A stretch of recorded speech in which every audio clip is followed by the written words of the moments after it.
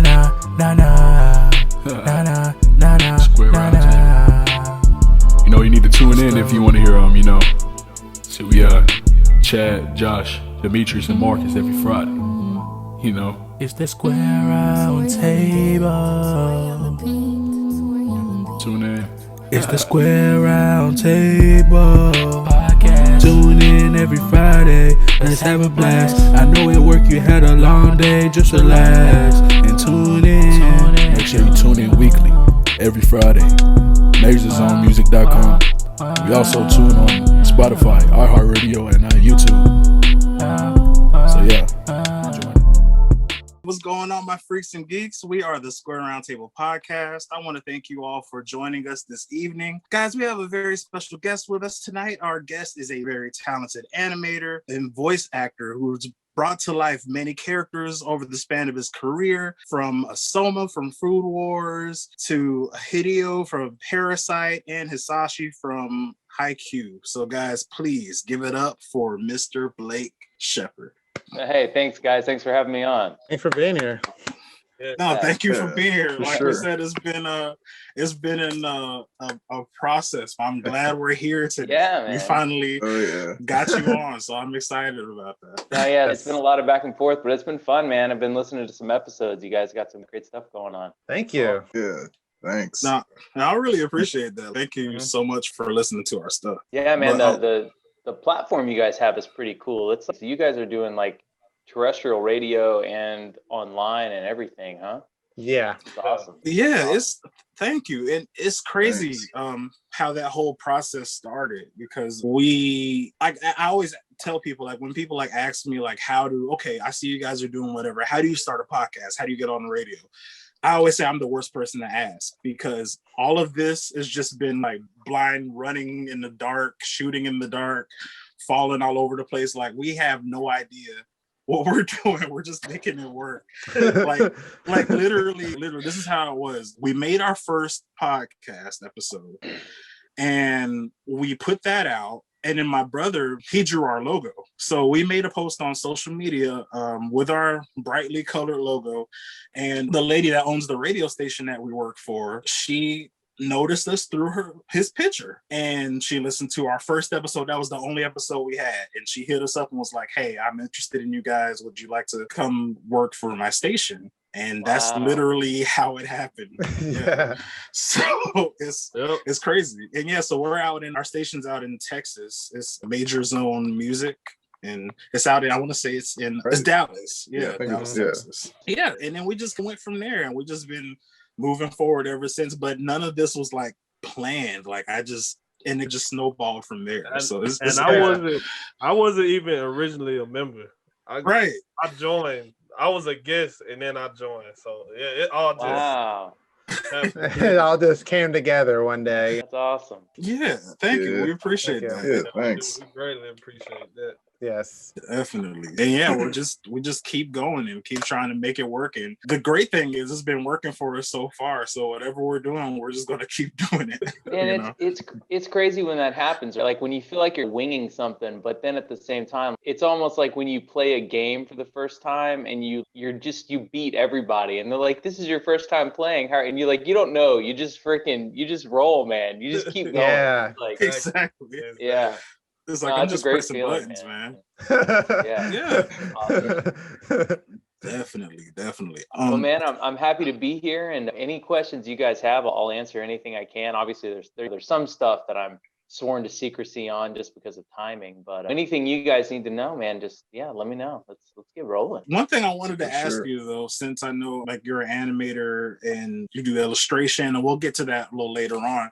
But have you seen because Marcus just shared it with me, have you seen the new Space Jam trailer? Have you seen that?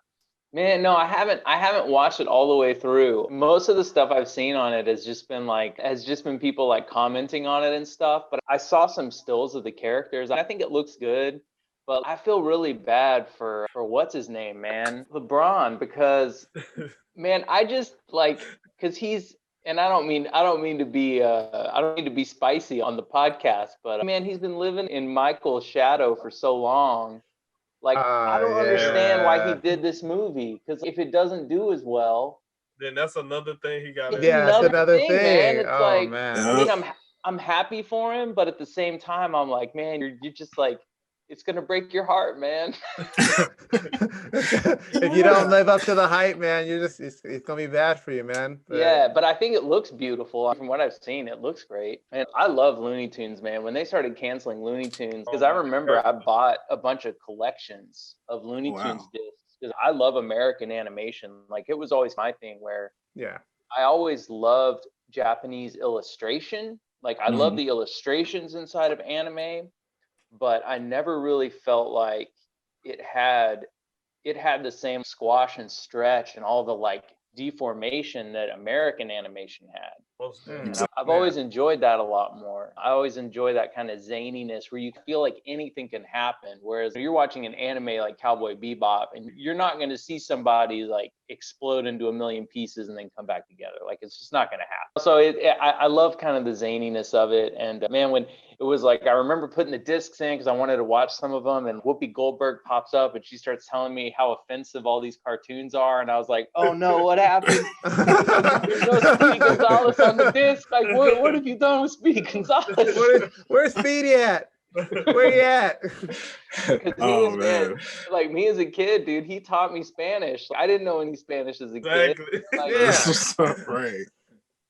I knew every word. So I don't know, man. Yeah, that's like Looney Tunes is where my heart is, man. I mean, I grew up like Animaniacs was my jam. Yeah, nice.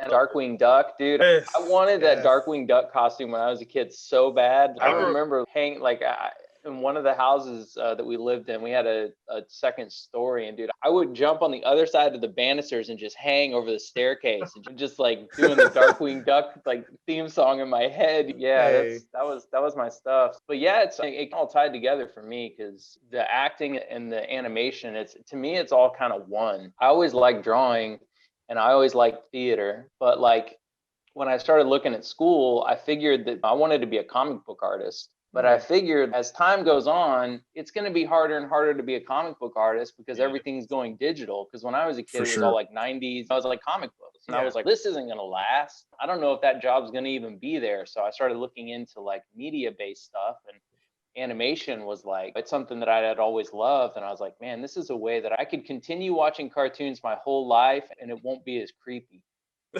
That makes sense.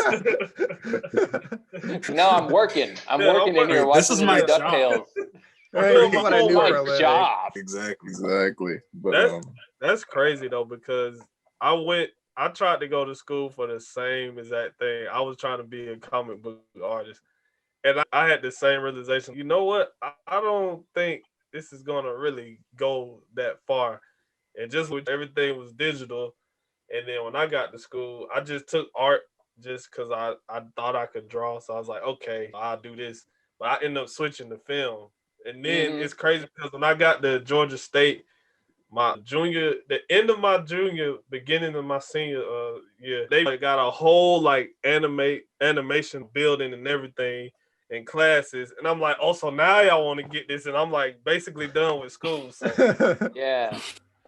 I know it's crazy, man. And that's something to me, like I've always loved George Lucas because of the way he puts stories together and the way he directs and everything. Like he's got a very animator brain. Like even like I was talking to someone yesterday about like Jar Jar Binks. And they're like, man, I still don't understand why he did that, Jar Jar Binks. He's so annoying and blah, blah, blah. And I was like, yeah, but you got to think about like George Lucas has an animator robot brain. I need a stupid character because like he's looking at the whole story, so he just needs a really stupid, irreverent character that can eventually be the character that votes in the Empire. Like, how could they have let this happen? They need this stupid character to make the deciding vote. And it doesn't matter what happens before that. He's just stupid. Just make him dumb and give him a funny voice and have him look funny. And he's doing like broad strokes. It's just painting with a broad brush because he's trying to tell the whole story. He's looking at it as a whole piece of music, not just, okay, we got to get this verse just perfect. He's like, no, as long as the whole song's there, it'll be fine. And I don't think a lot of people understand that about him, but like people that do animation and work that way, like when I explain it to them that way, they're like, oh, that makes sense. Yeah, he's like he storyboards it all out, and then he's you get it, fill in the blanks, you got it. I used to watch the behind the scenes stuff from the movies. Like he literally has all the storyboards like on the wall, and he goes up and he goes yes, no, and then he like stamps them. And he's like, whatever else we don't get, we'll fill it in. Like I was like, wow, like that man's brain must be like this all day, man. Yeah, definitely. Yeah, I didn't really think of it that way when you think about Jar Jar Binks. It made sense, like you had to have a stupid character, but I was like, I always thought it was just like him just wanting like that like kid factor. Oh, we need a character the kids are gonna like aspect from it. Instead of I think it's both. Like we need a silly character, and in this movie he'll be fun and kid friendly. He'll be our Ewoks, and then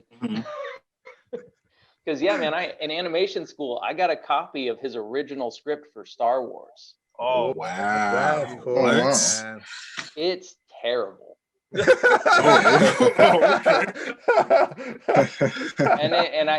and remember, this is before it got broken up into 3 movies. This is like his first. This is the whole It's episodes 1, 2, or episodes 4, 5, and 6 crammed into one movie, and I think it's General Kenobi or something, or it's like General Obi-Wan or something like that. There's no Luke Skywalker. There's no Han Solo. It's just General Kenobi going. It's basically like a Mad Max. Have you ever seen Beyond Thunderdome with Tina Turner? Yeah. So like it basically feels like that. Like he goes and fights the bad guys. He gets beat and he gets trapped on a desert planet, and then a bunch of kids find him and nurse him back to health, and then the kids help him defeat the evil empire. Like with the help of the kids, he returns and blows up the Death Star kind of thing.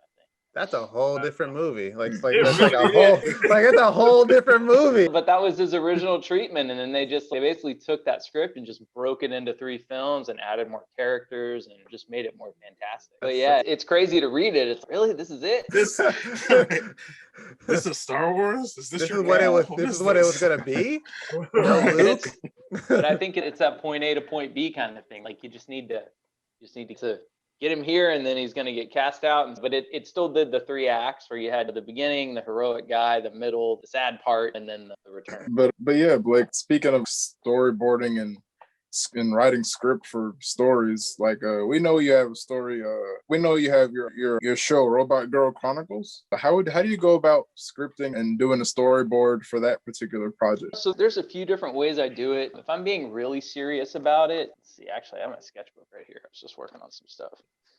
Cool. If I'm being really serious about it, I sit down with the script and break it into, let's see, might have some stuff in here. Break it into just like small thumbnails. Oh yeah, you probably won't be able to see this, but so does that show up at all? Because it's all red pencil. Oh yeah, I can see it. Yeah, we can. Yeah, a little bit. Yeah. So I just draw little squares on a page, and I sit down with the script, and I just start doing stick figures and just blocking out some of the motions that just jump off the page to me as I'm reading the script.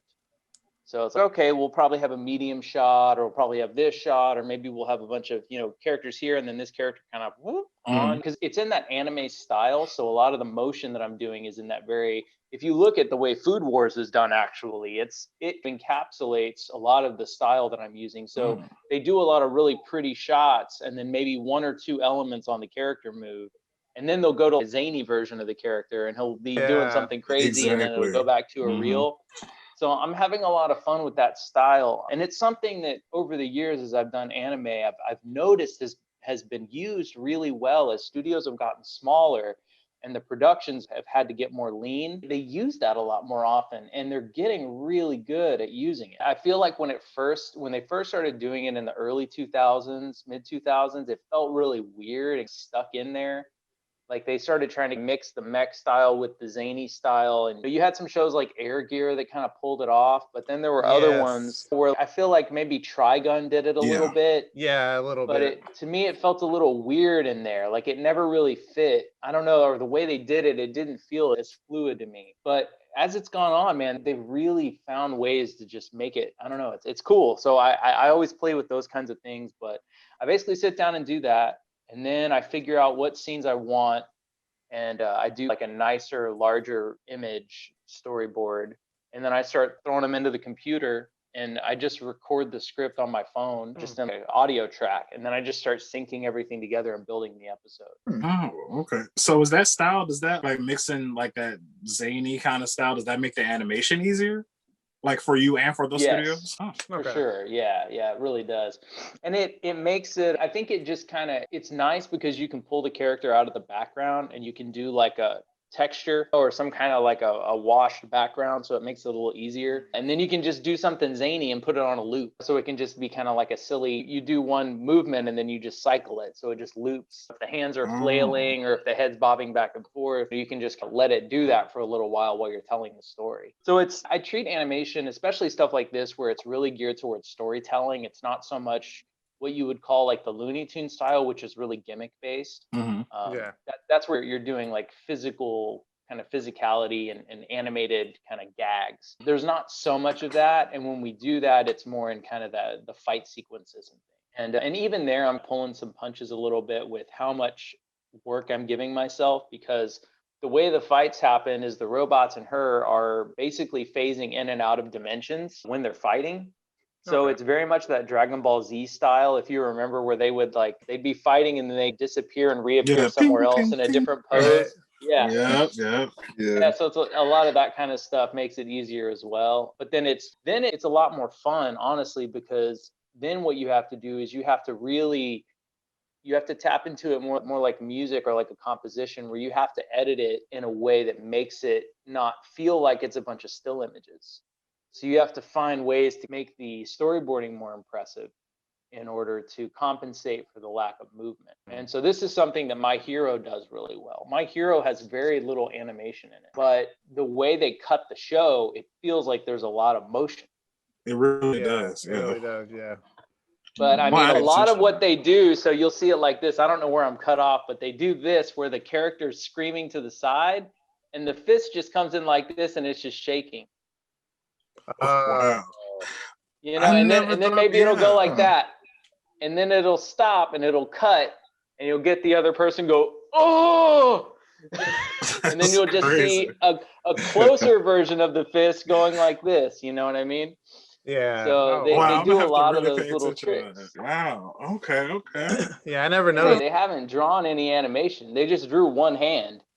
And they just have it going like this, and then like this. Right. No, that's true. So, and I think because me and Joshua, we actually talk about that. I didn't realize in that vein, but we just talked about as far as how My Hero Academia, they do have a lot that they lack, but it makes up for it in just the story itself with the characters and all. So you just don't pay attention. Like, I didn't realize that at all. I'm gonna have to go back and watch just to kind of point that out. Yeah, I'm gonna have to pay attention to the next episode. The one way, because if you notice, and this is something that anime's gotten really good at, is they have really cool hair, because hair is really easy to replicate. So they don't have to move the face. They can have the character stay there and just get this going. And usually you're fine with that. As long as the hair is moving in front, you're good. And then maybe you pull back a little bit, a tail of their shirt and going like that. And it's animation. Basically, I guess an example would be like when Soma's just got done defeating whoever and he's just, you're welcome. And the only thing moving is. But like you guys said, the reason why you don't notice it is because they're such expert storytellers, and the way they're editing is so cool. And one of the things that's really blown me away about Food Wars that you probably don't even notice is they do stuff where normally when you're storyboarding, all your characters they're going to end up somewhere on this line, or maybe they'll slightly be like this, or maybe they'll be like this. Food Wars animates like this, and they'll have a character on the side of the screen going like this, talking to you, and they're on this angle. And you don't even realize it. Like the character's moving like where my hand is, where their head's up here. And they're completely vertical on the screen. And you're watching, you're just like, okay, that's fine. I'm just watching the show. And you're like, they literally put the character up here. Watch it again, man. They do crazy stuff with the editing. Like all their compositions are crazy. No, it goes right over my head. I don't notice any of it. Yeah, I'm too busy looking at the food, man. Man, well, oh my goodness! It's because a lot of it's filler. So they'll show you the food, and then they'll show you the character moving like this, and then they'll show you the food again. So So you're the just food is like, basically the illusion. Yeah, it's a distraction. Yeah. They're distracting you from that animation. They're like, hey, look at the food. Look at the food. yeah. You got to take So- your hat off to the directors and the animators, man. You know. Yeah. Yeah, definitely. That's and I coming mean, from a film in person. that sense, very much like filmmaking, it's really just like putting a big puzzle together. Yes. You're basically just moving shapes around, and you want to make sure that whatever movement happens after this shot, it complements the thing that came before it, or it moves your eye to where it needs to be, and all that stuff. So yeah, it's fun. It's really addicting because with the Robot Girl, instead of making just one episode, which most sane people would normally do, and I've had writers who are frustrated. They're like, why don't you just make the first episode and see if people like it? I'm like, because I know they're going to like it. I don't have to make the first episode. I'm going to make 8 episodes. And a lot of it for me is really just like fleshing out the storyboards and the animatics, which is basically the moving storyboard. So it's storyboard plus some animation put into it, which I don't know if you guys are familiar with a show called, see, now the name's escaping me, with it's directed by, man, I'm losing it now. What is the name of that show? It's the robot show with the kids, and there's 5, and what is her name? It's a little red girl with the devil horns. What is her name? Darling in the Franks? Darling in the Franks. Thank you so much. That's, yeah. 02. okay. 02. Yeah. 02. Yeah, there we go. Yeah. God, that's embarrassing. Yeah. So, so yeah, but you look in a show like that, and man, they really like the animators that worked on that show, the characters, there are not very many drawings in that show at all. Yeah. But the drawings that they did draw are so perfect, and the fluid motion that they make. And they can do like punches and stuff, and it'll be like 4 or 5 drawings. But the way, and they'll do blurs on it, like the Looney Tunes style. They'll have like hands in there that have like blur lines behind them, the Tex Avery style. Yeah. They've just, man, they packed so much punch into that show with so few drawings, because the animators that were working on it just knew exactly what drawings they needed to draw to make it perfect. Yeah. And so there wasn't a lot of extra. It was crazy to watch. I was in there a few times and we're recording, and I asked the director, I was like, man, you got to slow this down and just let me see this movement. Can you just play it frame by frame real quick? And sure enough, man, you watch it and it's 5 drawings. Just, Wow. Crazy. So how do you know how many like drawings to put into a motion to make it look realistic without it looking too choppy? Choppy's, it's hard, right? Because it depends on what the motion is. And a lot of times it depends on what sound effects you use. You can get away with a lot if you have really good sound effects timed correctly. But I would say the best way to do it is to just, and this is just for animators out there, you really just want to make sure you vary your frame rate. So a lot of people, so you have, let's say 24 frames in a second. A lot of people, when they first start, they want to do a drawing every frame or every 2 frames. But what you want to do is you want to do a drawing every 2 frames, and then a drawing every 3 frames, and then a drawing every 2 frames, and then a drawing the next frame, and then a drawing every 3 frames. And you figure out what that variation, that perfect combination is of variation, so that it's not more, it's because if you're putting it every other frame every time, you get this kind of robotic movement. Okay. But if you vary it, it feels a little bit more natural, and you can get more of an uneven feel to it. So a lot of times making it choppy will actually make it feel smoother. It just depends. But I'm like, even now, so the way I'm throwing together a lot of the animation that I'm doing is what they call anchor point animation, where basically I'm just setting a keyframe here and a keyframe here.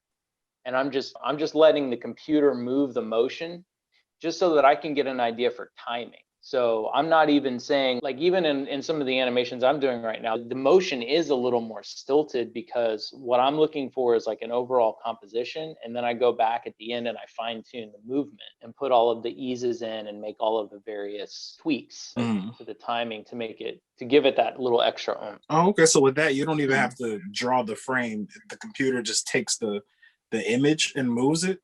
Like, it's just like what I was talking about with My Hero. So that fist is still, and they're putting it on anchor. So it's putting it on a little, they're putting a keyframe here and a keyframe here and a keyframe here and a keyframe here. And then they just cycle that. Yeah, so it does that. So it is a little bit of a cheat, but it's the same thing they used to do back in the day with animation, like Scooby-Doo and all that kind of stuff. But the only difference is instead of setting a keyframe, it would be like take a picture, and then they would loop that. So instead of having to take a picture with a camera, now you can just set a keyframe in the computer. Oh, okay, Oh, wow. okay. Yeah. And this was something that saves a lot on time and like just drawing. Yeah. Yeah, it saves a little time on drawing, and it allows me to do something like this where somebody trying to make an animated series by themselves, it's almost impossible. It's stuff like South Park, where you basically just have characters moving around and they're not as worried about the animation looking slick, because part of it looking chinchy from time to time is kind of part of the charm of it. Exactly. Yes.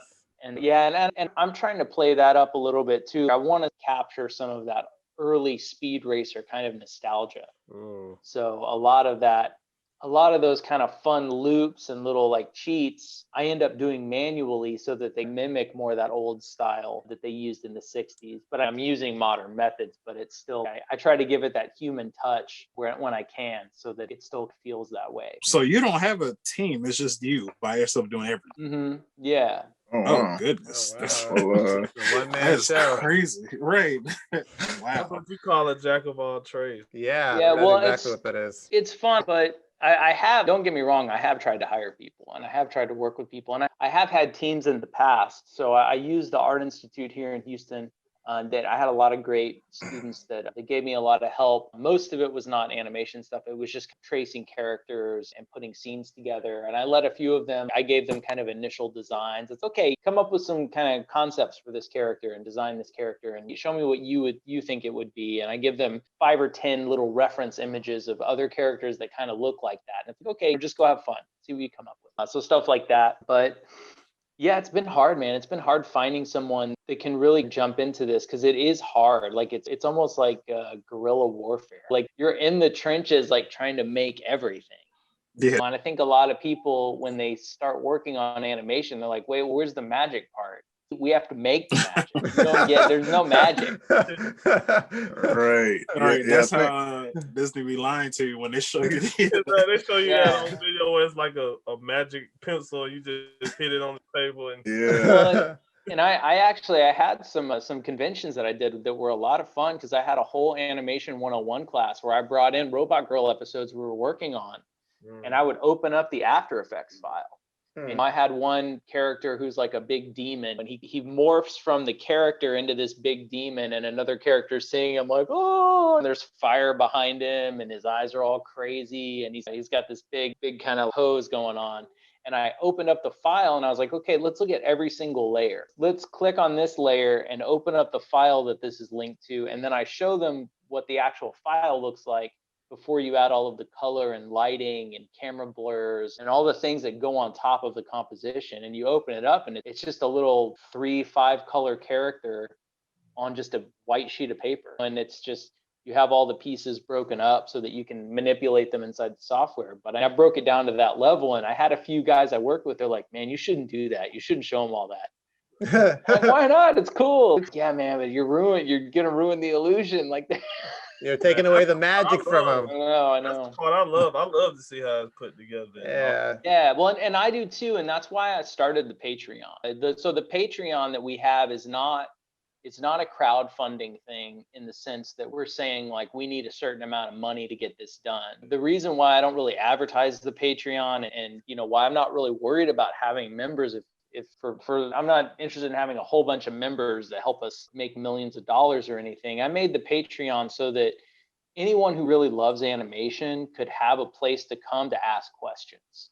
So when we do like live chats and when we have all those things, that's really cool, because you do get to see behind the scenes. But I always tell people, when you join, feel free to message me. And if you have questions, if you're working on your own projects, reach out to me. I can give you advice, or I can help you and send you software that might help, or maybe recommend some tools that might make things easier. I can send files. So if they want to know how I did something in one of the Robot Girl episodes, I can send them files to show them how I did it. This isn't a closed door thing. It's more me trying to open it up, and people that really love these kinds of processes in filmmaking and animation can get in on the ground floor and see how it all works. I even started a $1 tier where if someone signs up and they design a robot and we use it in the show, then we'll give them credit as a designer on the show. Oh, that's awesome.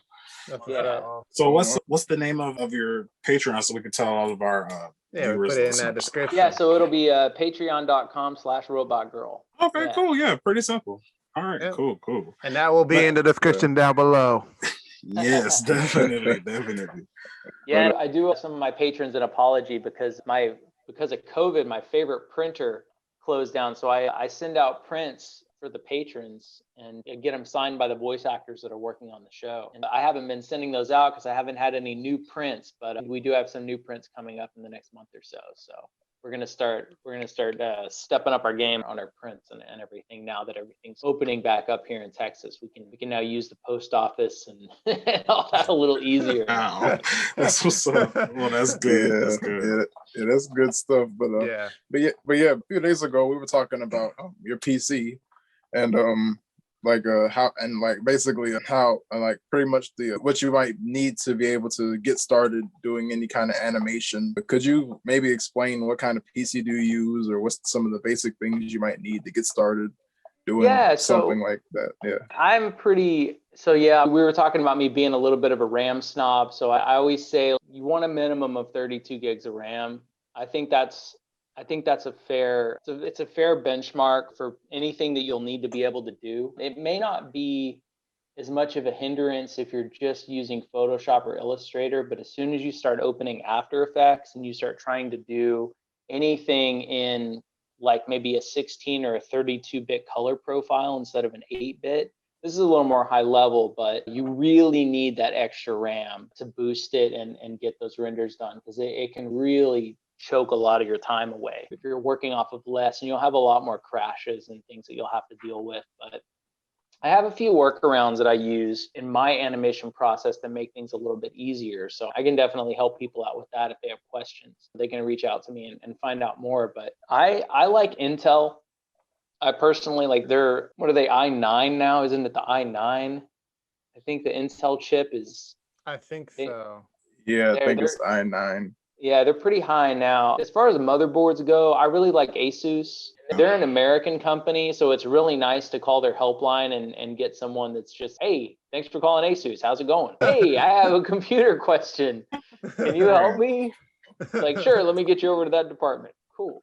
So yeah, they're in Indiana. They're a great company. I think that their first couple of computer versions, when they did their little like Mac, like Apple book looking things, where they had their Asus book, they were a little clunky. But I used to render full animation on those. I would take my laptop over to the sound engineer to his studio, and I would sit there on the couch while he's working on other stuff, and I'd render out videos and then send them to him, and then he'd upload them, put them in Pro Tools, and we would just work right there. And I was able to work on that laptop pretty easily. As long as you have the RAM that you need, you should be okay. Obviously, a good graphics card always helps, because that just is going to make your whole, it's basically like the pixel lube for everything that your computer needs to run well. You got to have a good graphics card, but I wouldn't spend more than maybe $800 to $1,000 on a graphics card. I think 800 is probably enough. It all depends on what you're getting, but one of the great things about graphics cards is that they're always doing upgrades and making things discontinued. So you want to make sure that you're not getting a graphics card that just came out. Try to get something that maybe has been out for a year or so and already has a little bit of a track record. Yeah, it might not be as new, but you can always SLI your graphics cards. So if you can just, basically what that means is you buy the same card again, and then you can put it underneath the other one and marry them together, and you can more than double your load sometimes. So that'll help. But really your RAM is going to be the main thing, especially with 2D animation. That's going to be a big thing. I think more with 3D, when you get into 3D animation, your GPU becomes a little bit more necessary. You need a powerhouse. And I'm sure a lot of people that do gaming, it's the same kind of thing, right? Like your RAM's cool, but your GPU is really what you got to focus on. That's where you move into that. But when you're working with 2D animation, RAM is what you really need. Oh, okay. So Definitely. Get you guys some RAM. Get your RAM on. Your RAM on. But one thing that I found that was interesting, because I know you're also an illustrator as well. Last week we got the chance to talk to John Swayze, and we were like completely surprised that while we were talking about his Jungle Bird series, he mentioned you as being on board for illustration and all that kind of stuff. Like, we thought that was like really cool and wanted to know about like your involvement. Yeah, it was a lot of fun. He approached me about it a long time ago, and I threw some sketches at him, and he was like, yeah, maybe that might work, we'll see. And then I think he maybe went to some other artists too and tried some different people out, and then he came back to me and was like, man, I really want to take another stab at this Jungle Bird thing. Do you think you can do some concepts for me? And I was like, yeah, you know what, let me really dive into this and see. So I threw away the old ones that I'd done, and I just started from scratch. And I went back and I looked at the golden books, because that was one era, like in the 60s, 50s, 60s, that era of the golden books I really liked.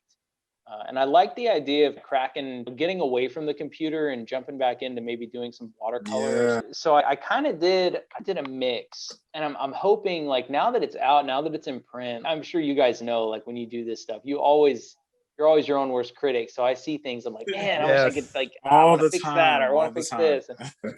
So I hope we get to do because they do sometimes different versions of the books when they do these kind of releases. So I hope maybe they do another publishing, and I can tweak some of the stuff I didn't get to do. But yeah, it was the first time I tried to do a children's book, and it's a pretty long book. And it's not a 10-page children's book.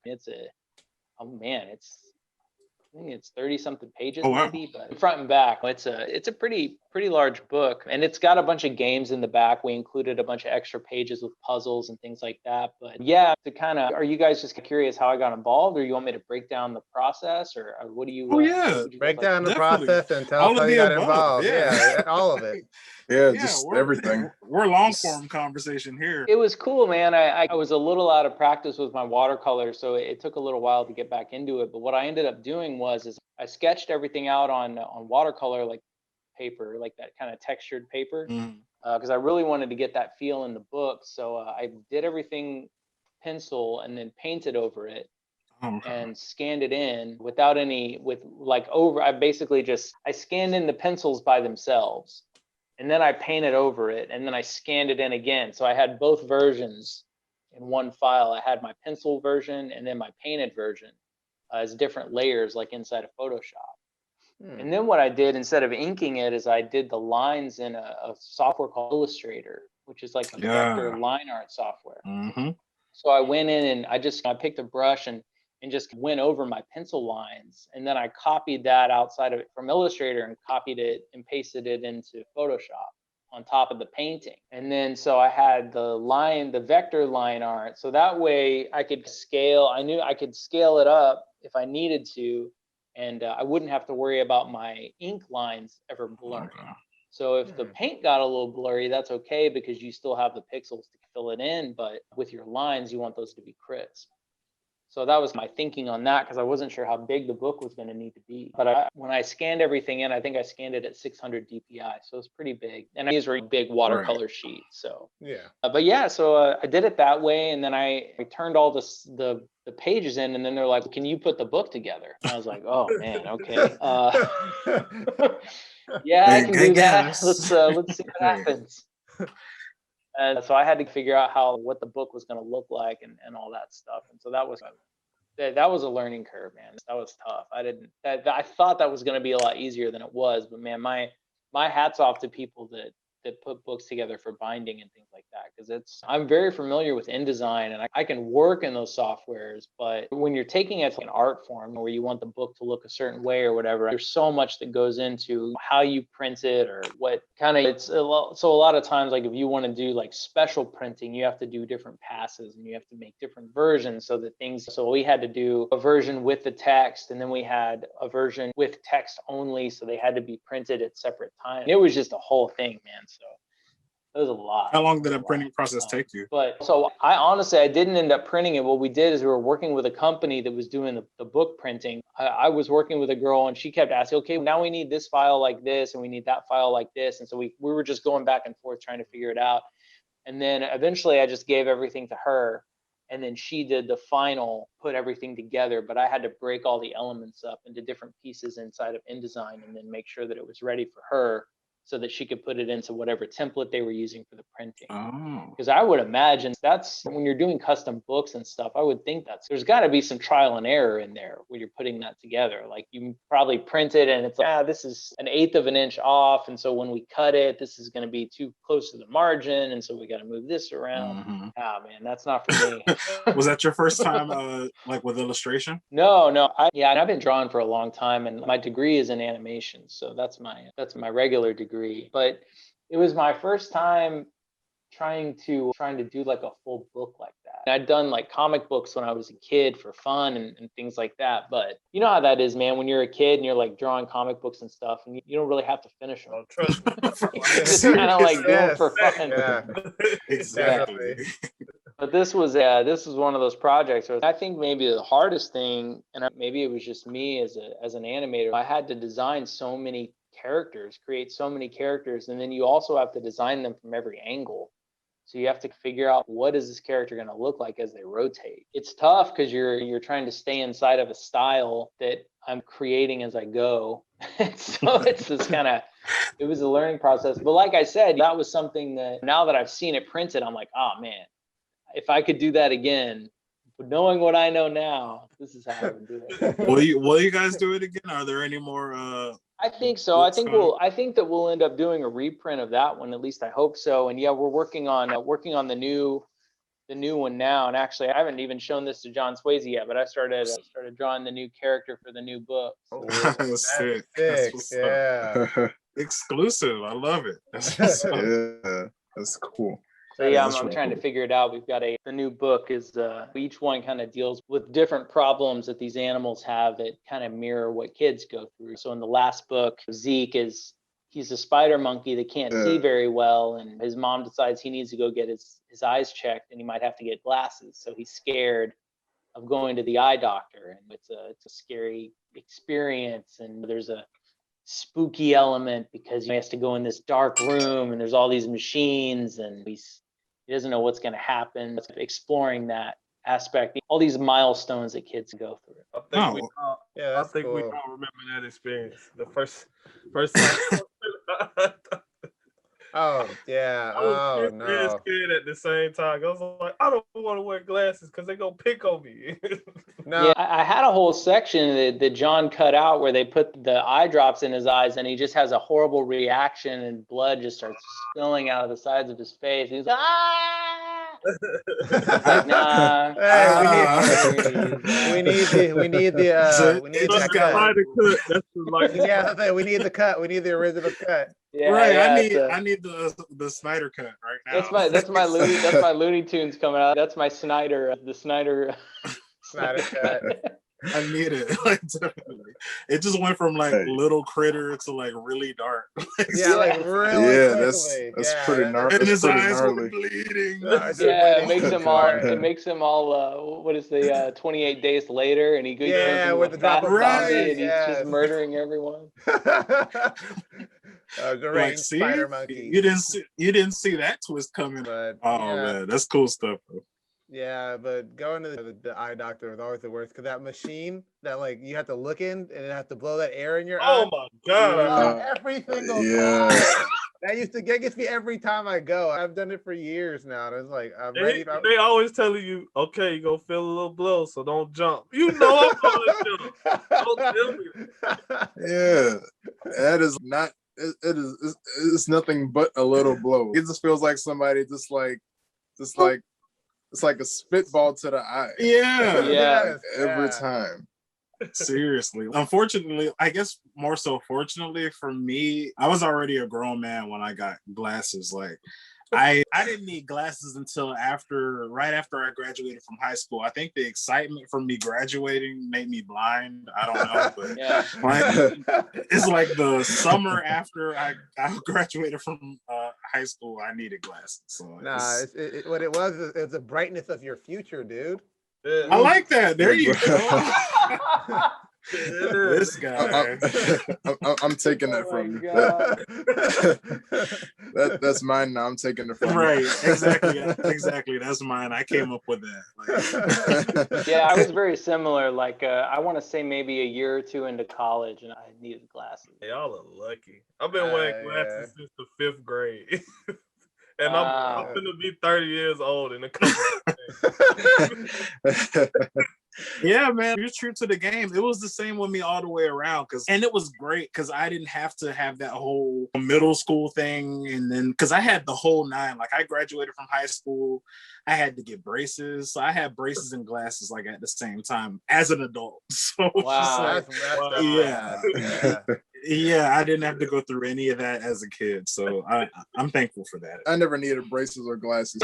I'm just a genetically perfect human being. I don't know. Right? I don't know about you guys. That's all it is. That's all it is. Whatever. But yeah, I wanted to know because we talked about illustration, we talked about animation. So how do we get from there to voice acting? What was your start in voice acting? And did you start out in dubbing? Yeah, well, so that's a pretty interesting story. I went to a performing arts high school. Same. Yeah, and I originally auditioned for the art department, and I didn't get in there. And I had also auditioned for the theater design department, and that I did get into. So I started going to school for theater design, which in the beginning I was torn between the two. I wasn't sure if I wanted to do art or I wanted to do theater. But then when I found out that they had a design program that was all painting and set building and costumes and all that stuff, I was like, oh man, that sounds great. Because it's like any kid, man, I loved when I was little dressing up like Batman and Spider-Man and all kinds of stuff. So it was like, and that was a perfect thing for me. I was just already into that stuff anyway. So I got a lot of experience there doing a lot of different skills. And then I also got to do theater. And then towards the end of high school, I had enough credits out of the way that I was able to do some sophomore art classes. So I was able to double major my last year in visual art. So I ended up actually getting to do the art stuff as well, which looking back, I'm glad that I went the theater route because the art department there is a lot more fine art oriented, where I was even from a young age, like I love X-Men and Spider-Man and all that stuff. So I was more of like a comic book artist than I was like Picasso or any of that kind of like, throw paint on a canvas and rub newspaper on it and, it's art. Sprinkle hair on, I just don't like that stuff. And even to this day, I don't really like the postmodernist movement in art very much. It just, even those postmodernist buildings that are all like cold and concrete and just, I like the classical, the Roman, the Grecian, like all those kind of, I like that more. I like the Renaissance style a lot more than I do that kind of 1984 big blocks. Everything looks like a concentration camp or something. And it's just like, to me, it just feels cold. I don't know. I don't dig it as much. But I know a lot of people like sleek, modern lines with metal and concrete and all that. I get it. There's an appeal there, but just for me, that's not artistically what I like. But when I was about, I want to say maybe 16 or 17, I started working for an agency in Houston where I live that was actually owned by one of my friends in school. Her family owned this talent agency, and they basically did parties and different stuff like DJ gigs and all these things for bar mitzvahs. And they hired dancers, like these kids would have these bar mitzvahs and they'd hire like professional dancers to come out and like lead break dancing stuff and doing all kinds of cool things. And they had a gig where they had a guy dressed up like Shaggy from Scooby-Doo and somebody in the Scooby-Doo costume. And he was doing like Verizon Wireless was having promotions. This was back when the very first Scooby-Doo movie came out. So they were doing promotions in the Verizons, and the Shaggy they were using freaked out on drugs and disappeared, and nobody knew what happened to him. Oh, goodness. So they needed a Shaggy. And it just so happened that I've been Shaggy that year for Halloween at school. So I had the costume and I had a little like stuffed animal Scooby-Doo that I was carrying around with me. And yeah, so they brought me in and I did it. And that's kind of how I broke into the business with that. I was going to school and I was working doing that. And then I got in with some other entertainment companies. And then I was dressing up like Spider-Man and Batman and Power Rangers for money. That's pretty cool. doing like For magic money. tricks and stuff. That's And, what's That's up. cool. That's dope. Yeah, man, dude, it was always funny, man. I love telling this story because I like, man, like whenever you would go to like when you had the black kids that would have the parties, it was the best because they never believed I was Spider-Man. They were always like, "No, man, you're like your Uncle Tito, man. You're not Spider-Man." You know what I mean? And it's like, and I just lift up my mask like this, and I put it back down. I'd be like, "Shh, don't tell anyone, all right?" And they'd be like, if one of them would see me, and he'd just scream and we'd go, "He's white! He's white! He's Spider-Man!" And that was my end, man. It was like, yes. Like it's real. It's actually Spider-Man. Yeah, it was so cool, man. It was so cool. But no, I love that, man. I was like freaking the kids out too, man. Like any kids, dude. I love the Spider-Man to just scare the crap out of them. So one of the things that I would do is I would tell them that because back then, like the Spider-Man movie had come out, so Green Goblin was big. So I'd tell them, actually, guys, I'm not here because it's a birthday. You get them all sitting down and you say happy birthday. It's like, all right, guys, but the real reason I'm here is like the Green Goblin's here. And I was like, but I found out that the Green Goblin can actually change his shape. So it turns out he could be here now. He could even be one of you. Oh man. And I'd be in my Spider-Man pose and I'd crawl down off my box and I'd go up to every kid. No, not you. No, it's not you. And they're like this, like, oh no. It's gonna think I'm the Green Goblin. That's amazing. That's the greatest thing ever. I would scare them so bad. But yeah, it was fun, man. It was a really fun time. One of the girls I worked with, she recommended me auditioning for Adb Films. She said they're in town here and they always need young guys. And so I got on a year-long waiting list for Adb Films. I went in and I did an audition, and I got in the system, I guess. The director that Jen Ho Chung was the director that auditioned me, and it was really cool, man, because Matt Greenfield was actually there, which I don't know if you guys know him, but he's the one that directed the original Battle Angel on when they made the anime. Yeah. And he played Grishka, the original Grishka in Battle Angel, which if you can get a copy of that, man, I don't know if you can find it now because James Cameron, he bought the franchise back in the 2005s, I think.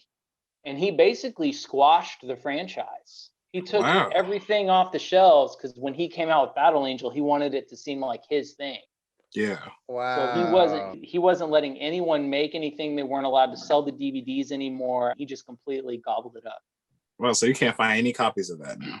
I think you can find it on Amazon because I actually asked Matt Greenfield for a copy, so I have the DVD. Hey, he gave that's me one. sick. That's what I'm talking about. That's cool, man. Because I still have my VHS tape somewhere. But yeah, actually, I had a moment where I was like, I didn't know a lot about anime at the time, but I definitely I owned Battle Angel, and I was like, man, that was awesome. Like, you're the best. He was just like sitting in his chair, and he's Yeah, I know. Yeah. But I mean, yeah, he was the man. But yeah, I started, my first show I worked on, I think, was Chrono Crusade. And then pretty soon after that, I was cast in Mabaraho as the lead. And then soon after that, I was doing Gilgamesh and Full Metal Panic. I guess Air Gear was maybe a few years later, but even back then, so I was doing that stuff, and the Anime Network was in the same building. So I would take time to walk into the Anime Network and say hi to everybody. And at the time I was in school, I just started school for animation. By this time, I'd been doing the acting for a few years and gotten tired of it. I was like, man, this is just I'm basically like a circus person. I just drive around everywhere. I've got freaking Spider-Man costumes in my trunk. I don't see this as a long-term plan for me. Like, I need to figure something else out. But so I had started the animation career, and I would go over to the Anime Network and tell them, like, hey, I'm doing animation. I'd love to do an internship here if you guys ever take interns. And so I did. I ended up interning at the Anime Network and getting to make some original animation for them. Worked on a lot of bumpers and things. I developed some cartoons that they were working on. And so I got to do that while I was also doing voice work. and was able to build my career from that. Wow. Wow. So were you still working for the company that you did birthday parties for, or did they just let you keep the Spider-Man costume? Like, how did that work? I did keep a Spider-Man costume. Okay. Always keep the Spider-Man costume, man. You never But give no, it back. yeah, I was still doing that, and I think I probably, I'll be honest, if they called me today and were like, "Hey, you want to be Batman next weekend?" I might be like, "Yeah, that sounds pretty cool. I'll be." No, I'm But, just you know, still. What were you about to say? no, I was gonna say that's just the life of an actor, man. You always got to be ready to jump. Yeah. That always stood out to me too, because at that party I met Uncle Tito. Wow. When I was going to my car, and at the end he was talking to me, and I was walking out. I'm in my full Spider-Man costume, with my big box of magic tricks, candy and stuff. And he's like, man, he's like, I think I could do what you do, man. I like that. I think I could do that. And I was like, hey, it's all fun and games until the Green Goblin shows up. And he looks at me, goes, oh, I got something in my glove box for the Green Goblin. I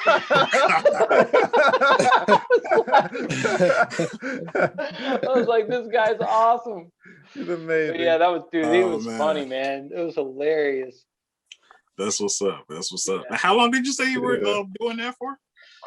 Oh man, it was so I started when I was about 16, and I think I did it until I was about 24. Yeah, so yeah, I probably did it for 5 or 6 years, I want to say. Oh wow, that's pretty cool. So not a lot of people can say they started off their career as Spider-Man. So Right. Yeah, well, so it's funny too, because on the ADV thing, when I did the audition, they gave me a little sheet that was like a resume that I got to fill out.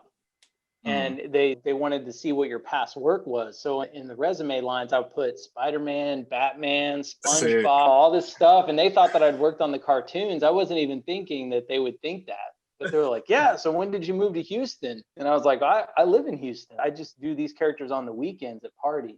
And they're like, oh. So they just thought you. Nah, I'd I would done a just good wondered. audition, so they thought maybe I was some kind of like guy from LA or something. I don't know. They're like, they were like, this is SpongeBob. We gotta hire this guy. Like, oh, he worked on Spider-Man. We gotta get this guy. Yeah, right. Yeah. So still one of my dreams, man. I'd love to do Spider-Man in a video game. That would just be so fun. That would be cool. Oh, that would be awesome. Mm-hmm. Definitely. Have you been paying attention to a lot of the newer Spider-Man games? Have you played any of The last one that I have, I think, is the Amazing Spider-Man, which is a few versions older. Yeah. But no, I haven't played the new one yet. I really want to, but I think it's only on PlayStation, isn't it? Is it on Xbox? I think it's an exclusive. I think it's a PlayStation Exclusive. That just means you have to get a PlayStation now. I know, right? You gotta join us over here on the PlayStation side. Just come over to the dark side. It's okay, man. Yeah. The water's just fine. I got I both. started- It's cool. We have I started popcorn. playing this cool game called, I think it's called Sea of Thieves Hmm. or something on Xbox One. It's pretty fun. It's like that Viking game that's really popular right now that everyone's playing, the Valheim game or whatever it is. Yeah, I think so. Yeah, so that's been pretty fun. But yeah, I don't play a lot of video games. I'm just not very good at them. I understand. try to be, but I like watching people play. I was always the friend, like when everybody would start playing, like if they were playing like GoldenEye or something. Yes. I'd be Yeah. watching. Yeah. I'd be watching and like sketching in my sketchbook and just let me jump on, and I'd start playing, and then someone would come into the room and my gun would go in the air and I'd just spin in a circle until they kill me, because I can't like figure out how to like It can't be that bad. Now you can relate, can't you, Chad? Ooh, Chad can, You know Chad what? can relate. Hey, look. trash talk's coming out now. Okay, I see how it is.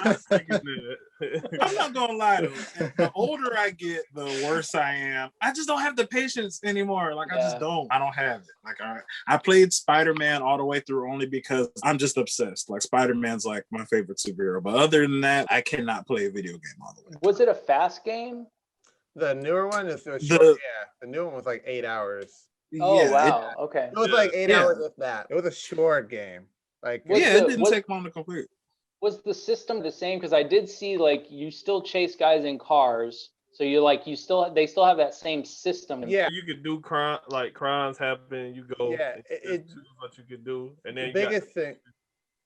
Go ahead. The biggest thing was the fluidity of the webbing and stuff like him web swinging and stuff like that. That changed. Yeah. Like they made it more fluid. Yeah. Yeah. Okay. So- Yeah, the one that I played, it's hard because if you don't do enough good deeds, you start becoming a bad guy. And then they start chasing you. Oh And wow. so they have like guys on Green Goblin flyers that'll start like following you, and there's these like little like floating orbs that'll follow you and shoot lasers at you and stuff if you don't keep your hero meter up. So Wow. it was crazy. I gotta find out what game that is and play it because that. Yeah, I sounds gotta fun. play that. I've never played that Spider-Man game before. Yeah. That was that was from the movie? From Yeah, the I Amazing. think so. Oh, Yeah, but they did a mix though. Like it did have the movie elements in it. It was the second guy, Garfield, I think. Yeah.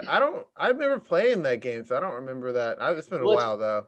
So it's really cool because there's a comic book store in New York that you can find, and Stan Lee is the comic book store owner.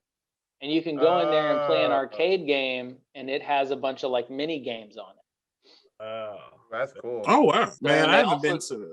Yeah, and What were they you gonna also say? have a bunch of Spider-Man comic books on the wall, and you can read the comic books in the comic book shop. That's detail. That's like really good details. No, Like, that's pretty cool. yeah. Like they don't have Yeah. anything like that in the newer Spider-Man game. Like, N- but nah. everything else is pretty. Like for me to be able to play a video game, it has to be number one. The story can't be too crazy, and then I got to be able to just pick up and go. I don't have the time. That's why I haven't finished. I don't know if you've ever played Red Dead Redemption. Mm. Have you? Yeah, I can't do it. It's too complicated? Is it too like It's too- open world? Yeah, it's like the same thing you were talking about earlier with the differences between anime and like American cartoons. It's so realistic. It's not even fun to play for me. Mm. And I want something that's just like silly and different from my everyday life. I don't want to pay bills in a video game. Or have to shave your face off your face every morning to start. Yeah, no, So I don't want to do that. So you're looking like at Saint Rose kind of, Saint Rose like game, like where it's open world, but like at the same time it's like wacky. It's Well, wacky. so- Like My what's- favorite game, honestly, that I keep going back to time and time again are the Arkham games. Oh Um, yes. Yeah. Because I've beat them all, but I tell people like I don't even play, I don't even fight anybody. I just fly around and listen to the Tim Burton music and watch the snow. Like I don't even do anything. I'm just Basically, hanging out. Yes. basically those games are awesome. We have, I think, Joshua, don't we have all of them? I think we got all of those. You do have all of them. Yeah, from what I remember. I don't think we got Arkham Origins. Oh, you don't have I Origins? was gonna say that's my favorite one as Oh, far as that's the good. soundtrack goes. Yeah. Yeah. That's That's amazing. one of my favorite ones too, and it's the one they don't talk about as much, but it's my favorite one. My favorite Batman costume. Arkham Knights when it comes out, the newer one. And I'm debating it or not. I don't know. I think the Batgirl, the Batwoman thing she's going to be her mechanics in Arkham Knight are awesome. Yes. So she's my favorite character to play in that game for sure. But I don't know, man. It seems like, because the cool thing about Batman is he has all the gadgets. And I think what they're going to do with this one is they're going to take all of his awesome gadgets and split them in between all the characters. So if you want to okay. use, like, they're gonna make them more even by splitting it up between them. So That if makes you want sense. the ice thing, you're gonna have to use this character. Or if you want the smoke bombs, you're gonna have to use this character. I don't know. We'll Yeah. see. I'm definitely gonna play it.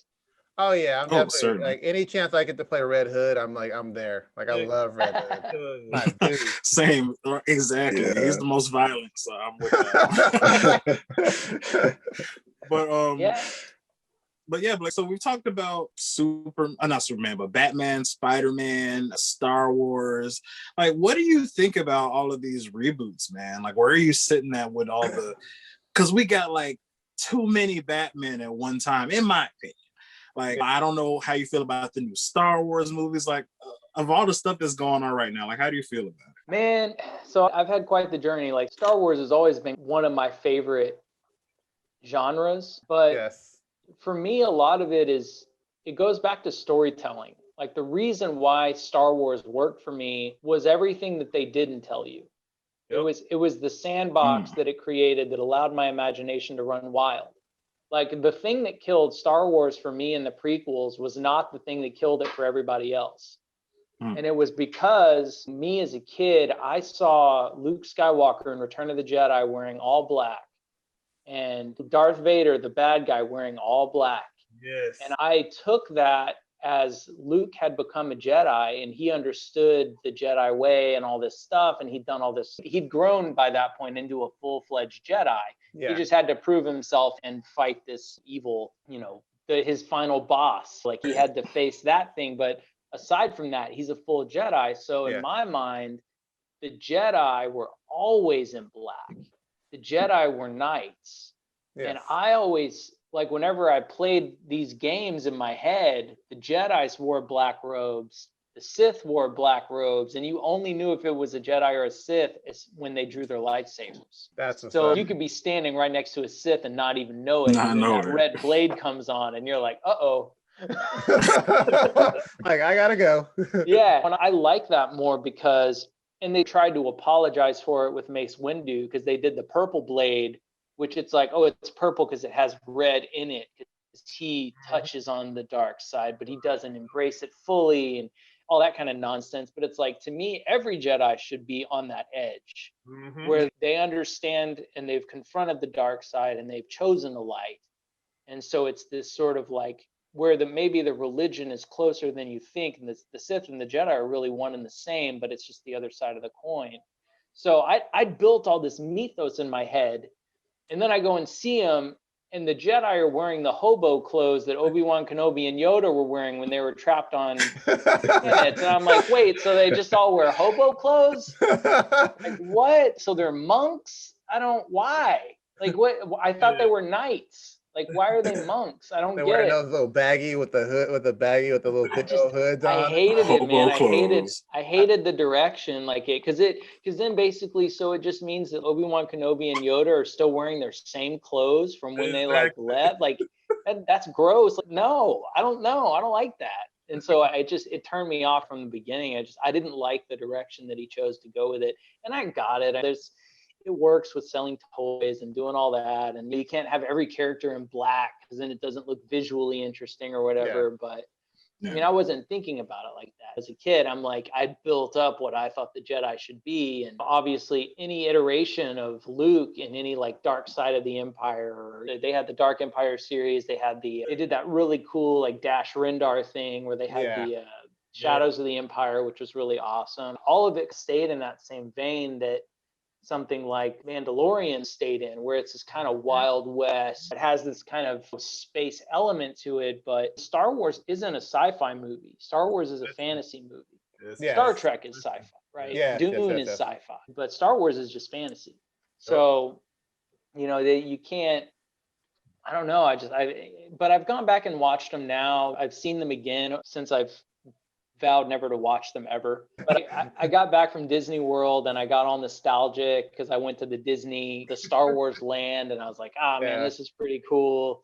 Let me give them another try. And so I watched them all again, and they're fine. They're popcorn flicks. Like, I get it. But yeah, that initial love that I had as a kid, it's pretty much lost, except for the Mandalorian series. I feel like it's revitalized it a little bit, but I don't know, man. Like shows like Firefly, I really like. They capture that same kind of thing. I recently went back and watched Firefly, and I like that show a lot. But yeah, I'm more of a Star Trek kid now. And then like my favorite team is still probably the X-Men, and I hope one day they get like a good X-Men movie. Yes. Fingers crossed. Yeah. They deserve it, man. I just don't know what the MCU is going to do with that, though. Scary. It's scary. I'm scared all the way around because they just don't. I don't know. Like sometimes they don't. They don't stick the landing. Like they don't know. A lot of people didn't like WandaVision, and I thought it was fantastic. Yeah, I'm along for the ride. I think Marvel's got a good. They have people that actually care about it. Like I have this argument with a buddy of mine all the time that I feel like the problem with DC versus Marvel is Marvel actually loves its characters and it shows. Whereas I feel like DC, they're not embracing who their characters are. Like they've been trying for years to make Superman this brooding, emotional, tormented alien from another planet that doesn't fit in. And he's not Spider-Man and he's not Batman. Like you can't make him that. You can't make him the alien. Like he's he is the definition of uncorrupted power. He is ultimate power uncorrupted. That's his archetype. Yes. You have to embrace that and you have to let it be what it is, but they're always apologizing for the American way, or it's not diverse enough and all this stuff, and they're missing the whole point. It's the morality behind it. The morality is what makes those characters great. That's what people resonate with. And that's something that I've tried to correct, like with Robot Girl. The reason why I did this show is because I saw over the years how they'll never put a female lead in the female, like they'll never put her in the lead role unless she's over sexualized or she hates men. And the whole show is man bashing, or it's about TNA. And I wanted to prove to the industries that both in Japan and America that all you really need is a good story. Guys don't care if it's a guy or a girl. They care if it's engaging and if it's action packed and if it's fun. And I always have people ask me, they're like, how old is Robot Girl? How old is she? And it doesn't matter. She's an archetype. Like, we're not putting ages on people, because then as soon as you do that, it gets into, ooh, she's almost a teenager. Or, ooh, she's a preteen. No, just leave it alone. Like, it's an action show. It's about the story. If the people who are watching it are thinking about that, then I'm failing in some way because the story's not holding them the way it should. I totally agree with that 100%. I always say that. I'm like, they just they don't know like how to make characters without having to have them have some kind of thing they have to deal with or whatever based on whatever that character is. I'm like, and I'm like, man, I was like, do you understand why comic books in the past were good? It's because they focused on the story and they made the story amazing to where you didn't even care who it was. Like, I don't care who's in the front seat. Like, I just want something interesting. I just want something that grabs. A perfect example is The Wizard of Oz, where you have Dorothy, and it's like you never have time to stop and go, ooh, she looks good in that little girl dress. Like, that's not something that goes through your head. Like, she's meeting all these crazy characters.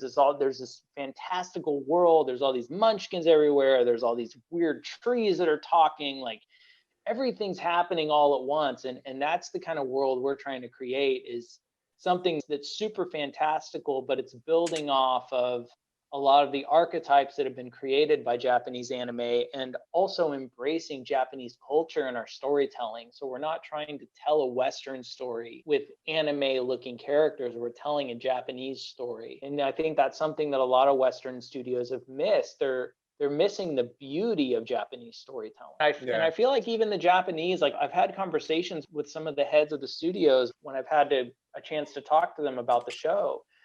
And they're looking more towards doing more Western storytelling. The Japanese audience is getting tired of anime, and they like Western stuff. And the Western is tired of Western, and we want anime.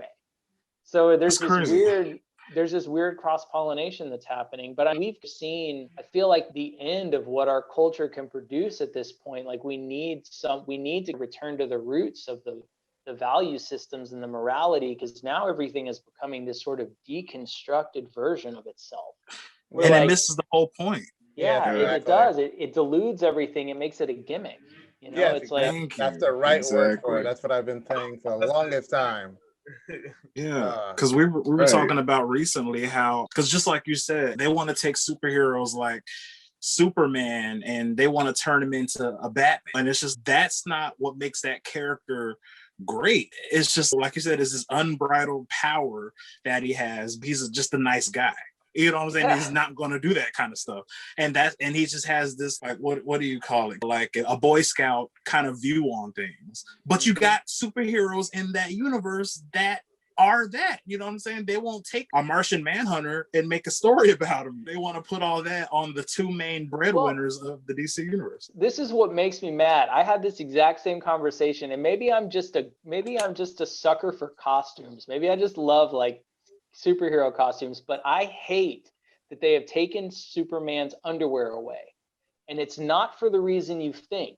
It's because, to me, that was the quintessential thing that made him endearing, because of all the outfits he could have picked, the reason why his Superman outfits look the way they do is because Clark Kent grew up in a little farm town in Kansas, and he loved wrestlers and bodybuilders.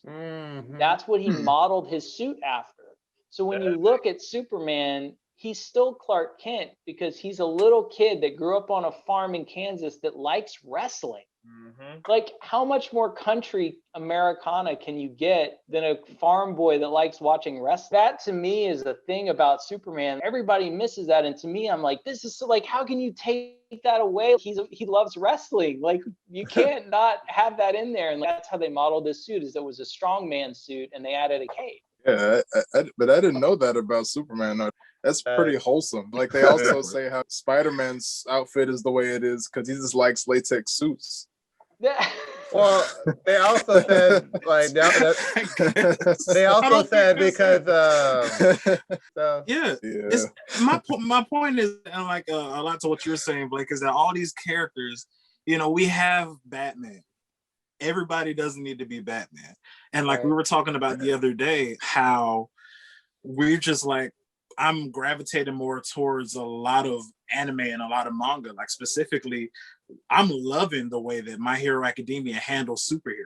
Yes. And they're doing it a lot better than what the new Marvel and DC stuff is doing right now. I'm like, this is crazy. I'm like, the way that characters like Deku and how their backstory, like we were talking about their animation. The animation, they can cut corners here or there because the story is just that good. Like, it is. The writing is amazing. And I'm like, where is that when it comes to Marvel and DC? It seems like everything we're producing is so political, but just misses the point of what the characters are made for in the first place. Yeah, for sure. And I poke a lot of fun at the audience in Robot Girl too. Like, we have, because I wanted to make a few episodes where like it's the way it's going to be designed. Like, we have our big intro with all the action in it. You have your rolling credits and all that at the very beginning with the big song. And then the episode starts and it's just her and her friends going to an arcade. And it's, wait, what? But it's anime will do that to you, where you think it's going to be an action show, and then all of a sudden it's like you get. And the stuff that we're putting in that slice of life episode, it enhances other things that we're going to do later. But as the audience just watching one episode, they may not realize all of the things we're putting inside of that episode. They just think that I'm just doing a funny slice of life. Oh yeah, anime does that all the time. Ha ha. You know, but then you go back and watch it after you've seen all the other eps, and then it's, whoa, that's that character. Oh my gosh, that's that character. He was in the background, that kind of thing. So love it. I like that way of storytelling. It's like putting like little Easter eggs where people wouldn't think to look in, and this is like, oh, okay, I see why that came around like at the end. Yeah, because anime does do that all the time, where they'll have like characters in the background, or they'll have characters that show up that you just think are irrelevant, and then like later on you'll go back and watch it, like, they showed up here. I didn't even notice them like that. You know, you even look at what Bryan Singer did with that Superman Returns movie. Remember when before they brought in Henry Cavill? You missed a golden opportunity, because how easy would it have been to write a story that is about Superman returning home, and instead of having the Lex Luthor and all the throwback stuff you did with Kevin Spacey, use Kevin Spacey as Brainiac and have a probe follow Superman back home.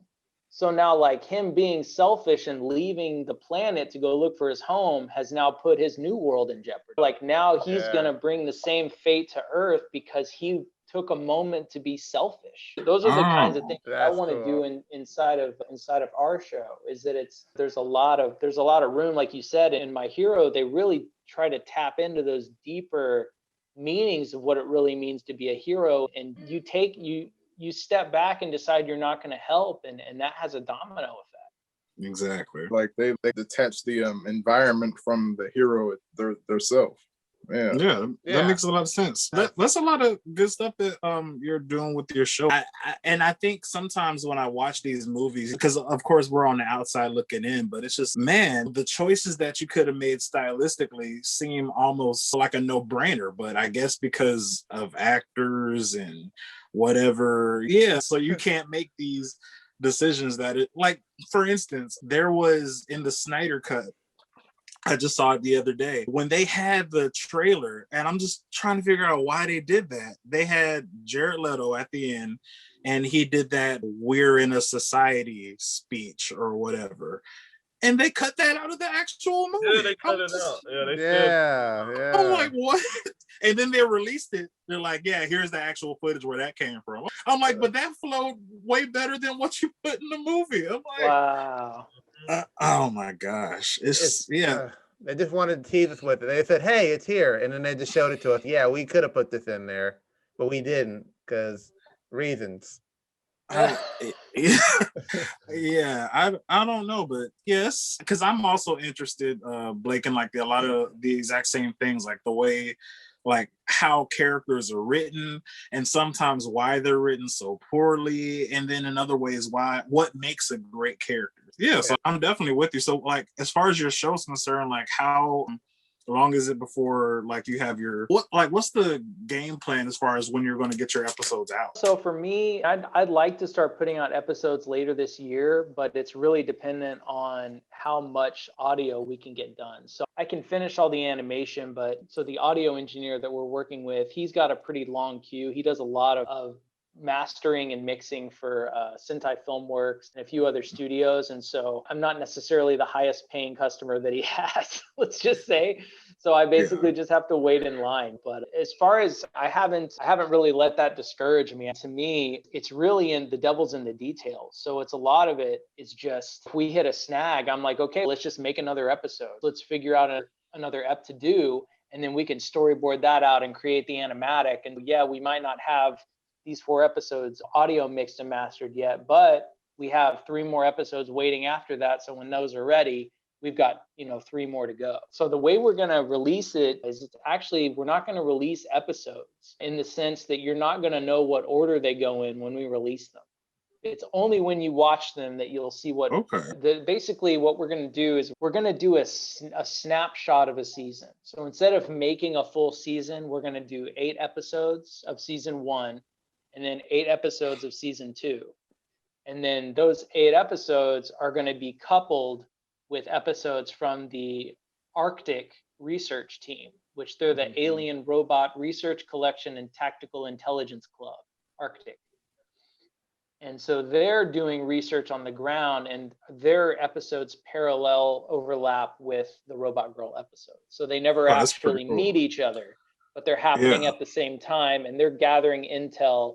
And part of the fun is watching them be wrong and jump to wrong conclusions about what the evidence actually means. So that's the fun of it, because we're seeing it from the Robot Girl side where you're experiencing the episodes. And so that was an early idea that we had to maintain like a little bit of a paywall. So we would release the Arctic episodes for free, and then the patrons would have access to the Robot Girl episodes. And it was an early model that we came up with just to mess with it. But as we've moved forward, this is taking a lot longer. Maybe what we'll do is we'll just start releasing episodes as we want. We'll just pick the ones that we think will entice people to want to know more about it. But the way we're designing the show and the way I want to do it is what I talked about with Star Wars. It's a sandbox. There's a lot of room. There's an infinite amount of robots that she could fight in season 1. It's really just more about understanding that this character she represents an archetype. She represents like what Superman does. And this is something that Japanese storytelling does so well. You notice a lot of times in these mech shows, the war never ends. It's about the characters inside the war. Right. That's where the story happens. So it's about the struggle. That's where the character development occurs. So that's what we're trying to do with this. The fact that she fights robots, there's no origin story that we're really going to tap into. We jump in and she's a robot fighter. And we jump in and everything's already happened. It's about fleshing out her experience as this figure, this character that always knows the right thing to do. And then maybe at some point she chooses to not do the right thing for a selfish reason, and that affects more than she expected. And a lot of what we talked about with Wizard of Oz, where we will be introducing characters as the show goes on that grow the universe beyond her, but they don't change fundamentally who she is. And if anything, they accentuate who she is by her conflict with those new things that come into play. So. That's cool. Go ahead. So like a lot of world building, like.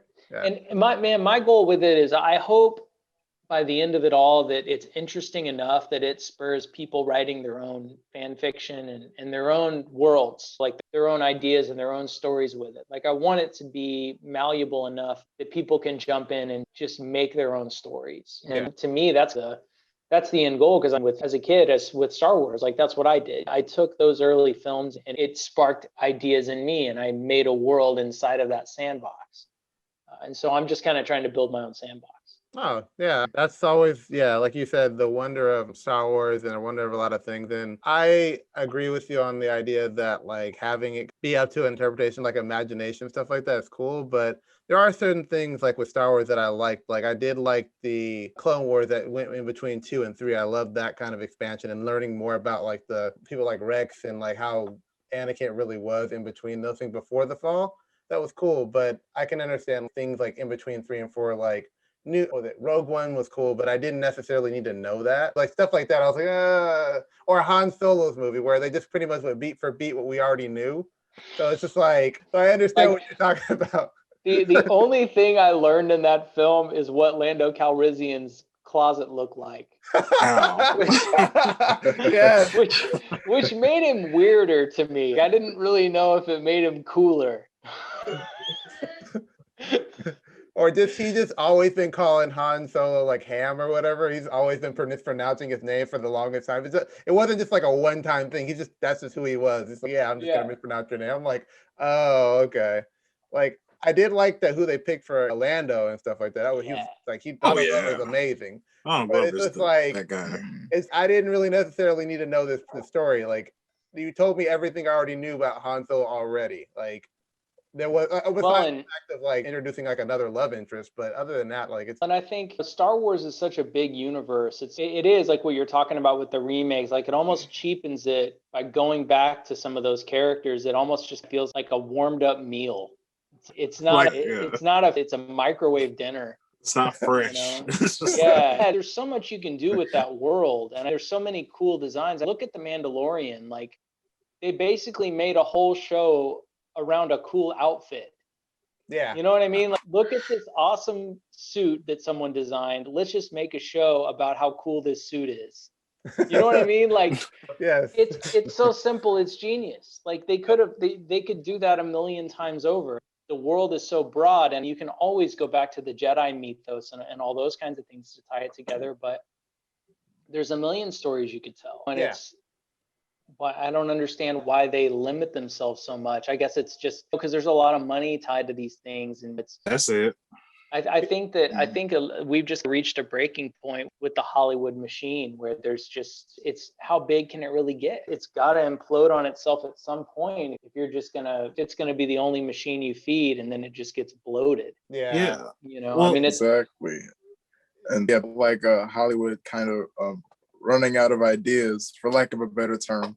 Like I was talking to the guys earlier about how when they seem to run out of ideas and they want to make a sequel, they just jam-pack IPs into the movie. Like just jam-pack unnecessary characters from other franchises or all these expensive actors just to push this movie.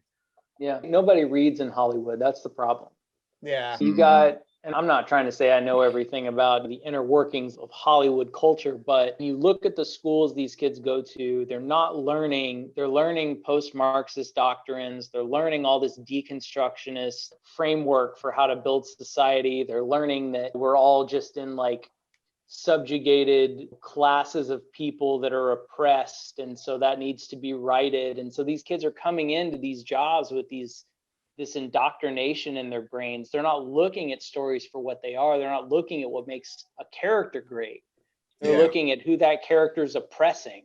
And that's not how you write a story that resonates with someone's like spirit, like someone that gets up every day and works and tries and is coming at the world from a place of love. Like you can't taint a character that's meant to be something that lifts people up with all of this crap and then expect it to be successful.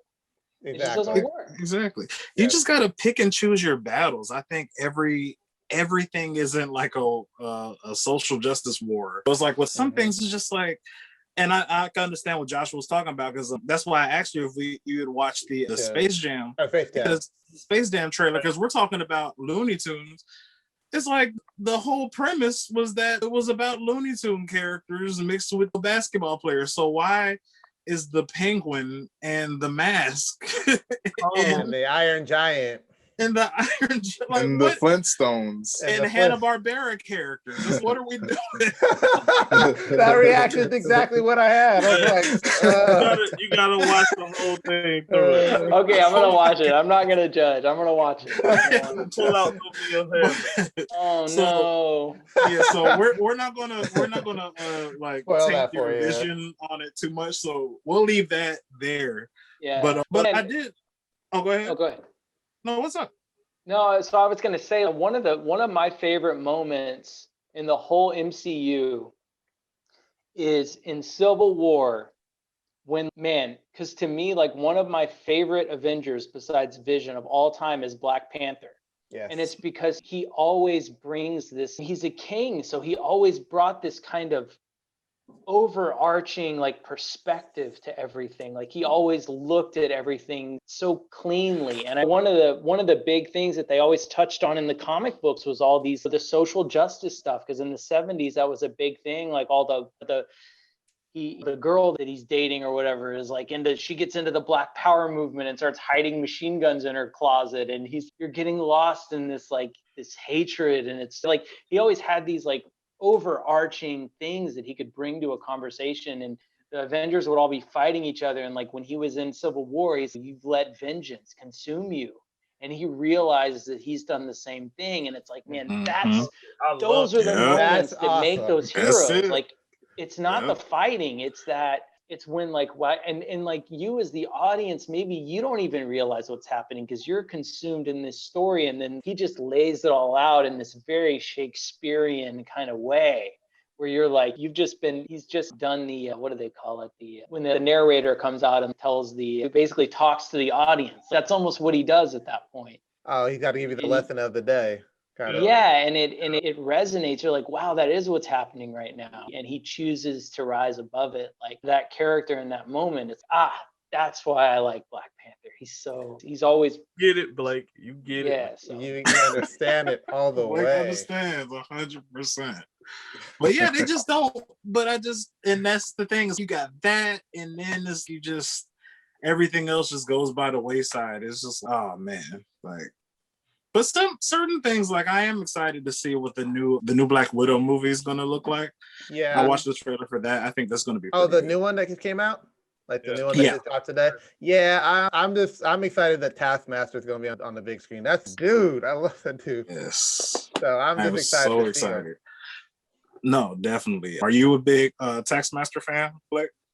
Yeah, I like all, like, the MCU is like where my heart is. Like, I actually in high school, it's funny because I have a whole box full of old Avengers comic books from the 60s and 70s, because when I was in high school, nobody wanted them. And I loved how cheesy they were. Like, I love the writing where you have like, maybe if I throw my hammer, and then the next one is drat, I missed. You know, it's just like, you know, like I love that really like over the top style that Stan Lee had. But yeah, Taskmaster. Remind me who his main hero is. Who does he mostly go against? I want to go. I want to think maybe it was it Captain America? I want to say Cap. I think it is Cap. Yeah, I think it was Captain America. Yeah, it's I Captain was going to America. say he might not be powered enough for Iron Man. He always ended up against the Mandarin or whatever. Yeah, I think it's Captain America, because he definitely has had a lot of contact, and he's known to have been able to beat Captain America, because Captain America could struggle. I think the only person that Taskmaster can't beat is Deadpool. Like that's so what do you? I gotta ask then, since you guys are on the pulse of the stuff, what do you guys think they're gonna do with the Winter Soldier and Falcon? What do you mean, like where the end goal is? Like how many more episodes is it gonna be before that Captain America dies in a horrible explosion? I'll give him like mid-season. He's gonna be done. He's gone. Yeah. Mid-season. Like I keep waiting for them to kill him like mid-sentence, because I'm just like, dude, they're building this guy up, and then he's just gonna, because Falcon's gonna have to take the shield back eventually. Yeah, because Eventually, like the way they see it is what got me is like episode, I think it was like the first episode, he was fighting on the new Captain America was fighting on the truck, and he pulled out a gun. Like immediately he pulled out a gun at the super soldier. I'm like, dang, Cap, you just giving up on throwing that shield, you just gonna pull out the gun. He Yeah. ain't throwing nothing. Right. Throwing them bullets, Yeah. man. That's it. So But do you guys like the suit design? Or I at least really like the new Captain America suit design. I think it's pretty slick. Yeah. Yeah. Yeah, I like it. It's a good contrast on like Captain America's original stuff. So It's a good little nod to like the comic book version, like yeah, like, I yeah, like exactly. The U.S. agent. U.S. Yeah. agent, but he Yeah. is the U.S. agent basically. But yeah, it's pretty cool. Yeah. Man, my favorite Cap design though is still the one where he had the browns, the leather straps, like the Yeah, the World War. Yeah. yeah. Yeah. I really like that one because it works in that parachute jumper. But I thought that was such a cool addition. Yeah, and I guess I don't think a lot of people really like Winter Soldier apparently from what I hear, but I like Winter Soldier. He's cool. Like I think he's cool. Dude, I hope that they bring him in as Luke Skywalker. And Yeah, thank you. Man. Man, Let's talk about that face swap they did. Cause what was with that was crazy weird. looking mess? That was Yeah. weird. I'm sorry. I was just like, Yeah. like, I think, man, I think honestly it was just like that was Favreau not wanting to. You can't recast Luke Skywalker. Like he might be a big deal, but he's not that big of a deal. Like he can't make that call. You know what I mean? Right. Yeah. When you have his twin just sitting over there, All that stuff. So it's not that hard for him to do it. Like Hey, they own all the properties. Set one day. We just need you to shoot this one scene. Yeah. Yeah. In I between thought his when they showed him, I thought when he took the hood off, I was like, oh, it's gonna be Sebastian Shaw, and then I was like, oh no, they didn't. it looks like him from the Battlefront video games. He had Yeah. that, yeah. And I'm like, That's that's why exactly it's what so it weird. looks That's like. why it looks weird to me. And it messed up a beautiful moment because that was such a beautiful moment. But Yeah. it's okay. Just seeing him just wreck those dark troopers like that. I think the good thing is the way they shot it, it's obviously shot for compositing.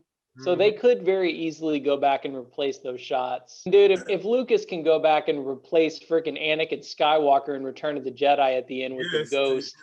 Yeah. And he just, You got to think one day that'll happen. Yeah. yeah, because I forget. I remember seeing a still image and that they had a different person play Anakin back in the original, and then they switched it out with. Yeah, I think that's what it Hayden was. Christensen. Yeah. And it looks weird because like Obi-Wan's like old, and it's just like Chris Hayden is just I'm like, no, but I think that the way the Star Wars is going now, because I don't know if they're still doing it, but they have that solo saga. Yeah. That series is coming out where like they're not gonna have anything from the Skywalker line anymore. It's just gonna be original stuff. I don't know what they're gonna do with that. I don't know. I'm worried about that when it comes to this because I don't know what they're gonna even do. Like maybe they'll do it like Mandalorian, where it's like good, stuff, but it can also be just really bad.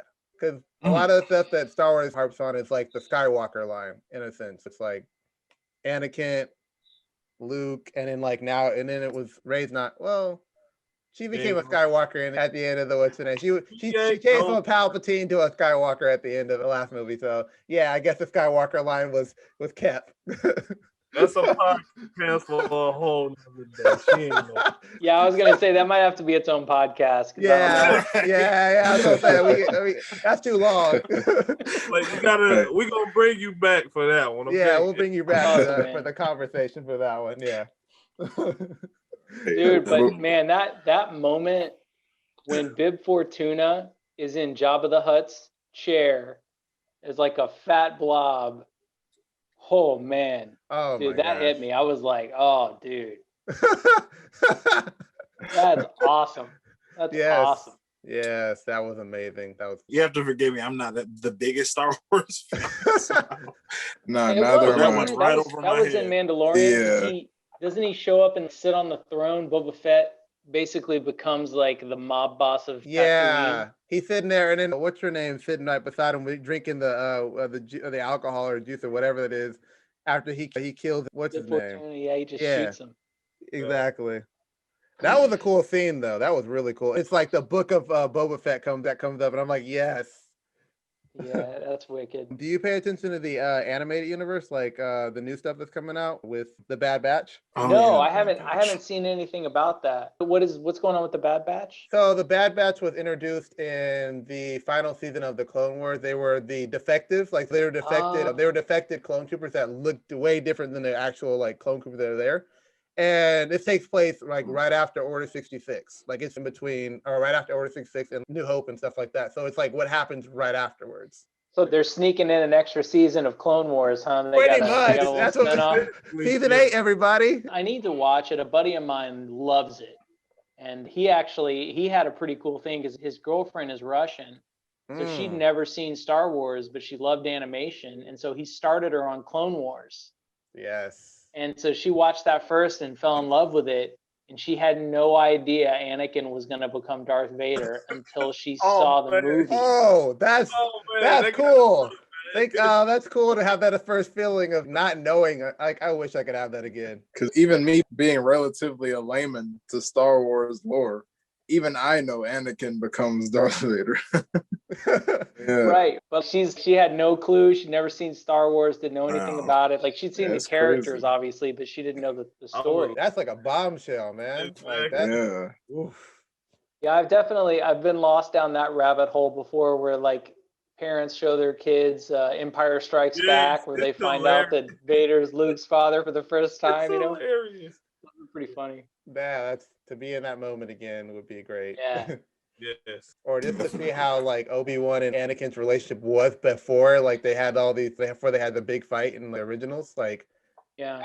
that I'd never really thought about it. Going back and watching the movies again, like Qui-Gon, man, he's a boss. yes. Like, he doesn't really get enough credit. Like he was that masculine energy that he becomes the father figure for Anakin, and then it just gets swept away from him. Because I was watching something, and this guy was breaking it down, and he really did. He laid it out in a way I'd never even thought of when he was talking about when Darth Maul's chasing them in Episode 1, and Qui-Gon doesn't blink, man. Darth Maul pulls his blade when they're getting on the ship, and Qui-Gon just turns around and starts fighting. There's no moment.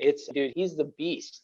Yeah. He So to lose him and then have that weight thrust on Obi-Wan at that young age where he didn't even really want Anakin to become a Jedi. It plays into that idea of not having both of your parents, like growing up in a broken home and how that affects you and makes you angry and resentful and you feel off balance. There was all those elements in there that Lucas put in that, again, his animator brain, like he just glosses over it. He's like, oh yeah, and Qui-Gon's the dad, and then he dies, and now he's just left with Obi-Wan, and that's why he's crazy, because, he's basically, when you think about it, like Anakin is basically being raised with a mom and no dad, because he's always saying, I'm better than you, I'm the best, I'm the chosen one, all this stuff. And Obi-Wan's, yeah, you're pretty cool, way to go. Like he doesn't have that dominating father figure personality that Qui-Gon would have given him, that would have probably put him on a completely different path. Yeah.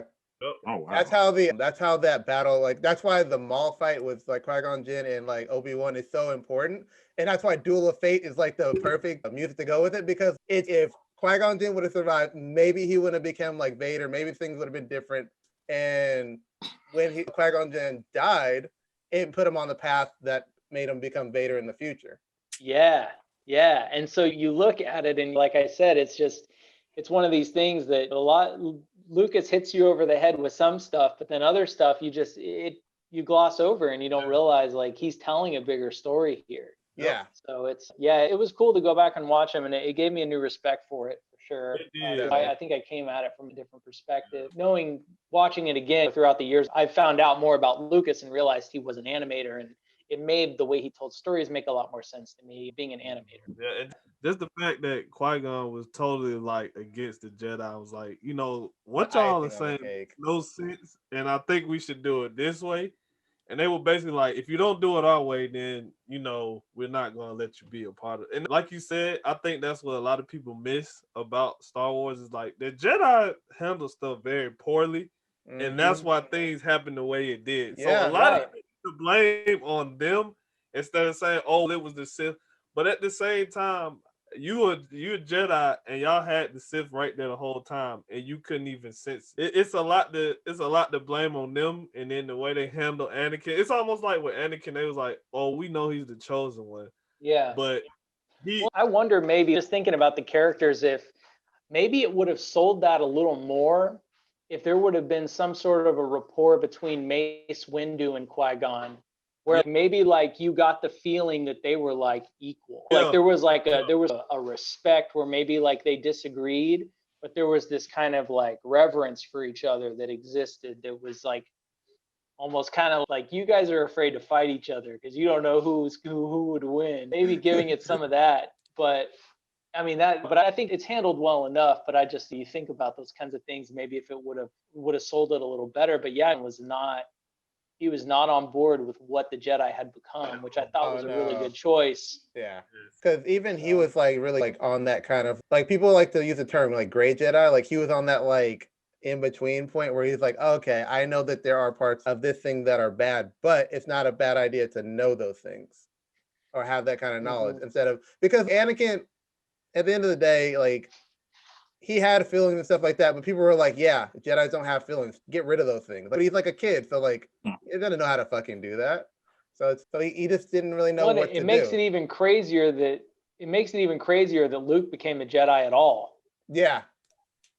Like when you look at how old he was, man, he was a mess. It was just, he was all over the place compared to where, so I don't know, like that was another thing, like it cheapened the choice to me that Yoda made to make Luke a Jedi when like they've got this 6-year-old kid and like, nah, he's too old. And so you gotta, what's the age? Like 2? Like, what are you doing here?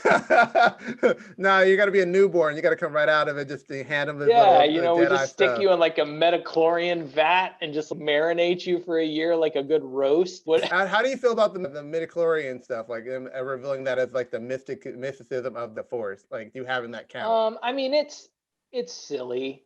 I don't know what else to do with it. It's fine. I think it's really funny to give characters power levels. And that's something we're going to do in our show too. Like one of my running jokes that I wanted to do. I'm not sure exactly how it's going to work out because we're working on a few different fight scenes right now. So it's all about just if we can make it funny or not. But my idea is every single fight that she has, each robot reads her power level, but each robot has their own different meter for what their level is. So like each one, because they all have their different power currency. They don't use the same currency for their power readings. Like everything she fights reads her at a different level, but it's like a completely different type. So it's like what the Scouters were to like Dragon Ball Z. Right. Like that's like the Scouters just never like accurately depicted Goku's like power level. They were just like, he's over it. I'm not gonna do it, but somebody will have to take a drink if you say it. I think there's the bingo words. Yeah, I was waiting for it. Yeah, I was like, I'm not gonna do it. I was like, I'm not gonna. I'm like, come on, Dmitri, say it. Like I acknowledge it. I was like, oh yeah. Like he's all right. You know what I'm gonna say. You know what I'm about to say. I'm surprised they haven't done that in Food Wars yet, honestly. Yeah. No, what would they even do that to? Would they be the turkeys cooking overnight? It'd probably be like Scoville units or something. They do like heat units or some kind of like something like umami gauge. Listen, am I the only one that gets hungry while watching that show? Not even like they did a really good job animating or making it like in the anime, like from the manga. They did a really good job like bringing that kind of feel from it, because I've seen manga pages and I was hungry from that, and then I saw it colored. Now, oh man. Just seeing the smoke coming off. I can almost smell it. I'm like, this is crazy. It's like they use they really made you like want the manga. Like when you looked at the manga, you saw the thing, you're like, oh, I still want that. It don't even have to be animated. I don't even need to see the smoke or whatever. I want whatever he's making.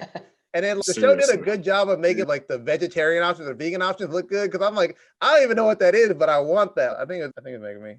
But she made like this like vegetarian like thing with like different layers of like different vegetable foods, and I was like, that looks good. I forget what she did it for. I think she did it for when they were, I can't remember. But if she did like a vegetarian option, I was like, that looks amazing. I love Japanese food, man. So it's one of those things where, and especially now, like I've been to Japan a couple of times doing research for Robot Girl because I've been taking a lot of photos of the backgrounds and stuff in Japan. Oh, cool. Because I'm going to be using a lot of Kyoto because that's where the show takes place. Yeah. Yeah, it's, man, getting familiar with all the food over there and trying all the dishes that I'd never had before, and then coming back and then they're in Food Wars. It's just, Right. and then of course they take it to the next level, and then you're like, I don't know how that tastes. Your favorite thing that you tried so far in Japan? What's your favorite meal? Man, my favorite has to be probably shabu shabu. It's like hot pot. So what they do a lot of times is they'll have a split bowl where you can do different broths. And then they have some dipping sauces, and then they have mushrooms and veggies and stuff you can throw into the pots as well to cook. But you basically, they bring out raw meat, and then you just, it's like super thin sliced raw meat, and you just stick it into the boiling soup, and then it just cooks it right there, like in seconds. Mm-hmm. Yeah. So I definitely need to get me some, like right now. Yeah. This sounds delicious. The crazy thing about like Food Wars is they'll come up with these combinations of stuff that aren't in real life. Like they came up with that thing at the when he's doing all the street food stuff, and he had that like thing and wrapped up in a thing, and I was like, I don't know what that is. It was like a kind of like a burrito kind of thing. Oh, the karage. Yeah, so that's that fried chicken. Yeah, that looked amazing. I was like, I don't know where to get that, but I want that. Man, 7-Eleven. Exactly. 7-Eleven in Japan has some of the best fried chicken I've ever had. And the crazy thing is, when you go to a KFC in Japan, it's like dark meat, like chicken thigh fried chicken. Ooh. Like you actually, it's not like it is here where it's like they've mashed it into this paste and then squeezed it back out and then it's chicken again. Like it's freaking chicken thighs. So it's on a whole nother level, man. Their quality of food there is so high. Like you can go into a 7-Eleven there and get food that you would get at like a Japanese restaurant over here in the States. Oh, wow. And it's cheap too. Like their food's not very expensive when you're there. The flight is expensive, but once you're there, if you're willing to stay in hostels, which are basically, most of them are like old style ryokans. So you have the tatami mats on the floor, because now they have nice hotels there. So a lot of the old style hotels from buildings that are still there, they've been demoted to a hostel kind of thing. But it's so safe there, man. There's no crime. It's not like you really have to worry about any like there's no sketchy neighborhoods. Like when people go out there, they save their seat by leaving their cell phone on the seat, and then they go walk to the bathroom, and they don't even have to worry about anyone stealing their cell phone. Yeah, here that is totally not a thing. I'm pretty sure if I sit my cell phone on the seat, as soon as I turn my head good, it's gone. Right? Yeah, it's a very different society. It's a different culture. They just have a lot of just respect for people and for society and so you know how over here, I always bring this example up when I'm talking about like the difference between our culture and theirs. We have a lot of those like University of Phoenix things, or the things where you like go to university or whatever, and they'll have a poster with someone in a business suit and someone in a hard hat with a gear rig on or rig gear or whatever. And it's build your future today or something like that'll be the slogan. Right. When I was on the subway one time, I saw that poster in a subway in Japan, and instead of build your future, you know what it said? What? Contribute. Oh wow. Changes the whole and it was it was the same smiles, everybody's on there, and they're just like their idea of success is when you can say you're contributing. Oh wow. So it's like a less selfish outlook. Yeah, pretty much. That's wow. Yeah, I'm gonna have to take a trip to Japan. It's on the list, and go to KFC and just see what that's all about. Dude, how long were you out there? The first time I went, I was there for 3 weeks, and then the second time I think it was 2 weeks. But it's like a 14-hour flight, so you got to make it worth it, because the jet lag, it's basically like the opposite side of the globe. So I think it's quite a few hours away. It's basically an hour or two away from us, but on the opposite side of the meridian. So yeah, I know what jet lag is, because I went overseas for school, So I was over in Korea for 5 years. So I know. Whoa, cool. Yeah, it's about a 15-hour flight ride or Yeah. layover or ride. And the jet lag is nothing. It's crazy. Like jet lag is something like happy I don't have to deal with anymore. But like it's the price you pay to travel. Yeah, yeah. Only But thing man, I once you go Go ahead. ahead. That was like only thing I've seen in Japan is like the airport. So like I've laid over there. So that's all I know about it. But it looks Man, everything there is clean, everything there is convenient.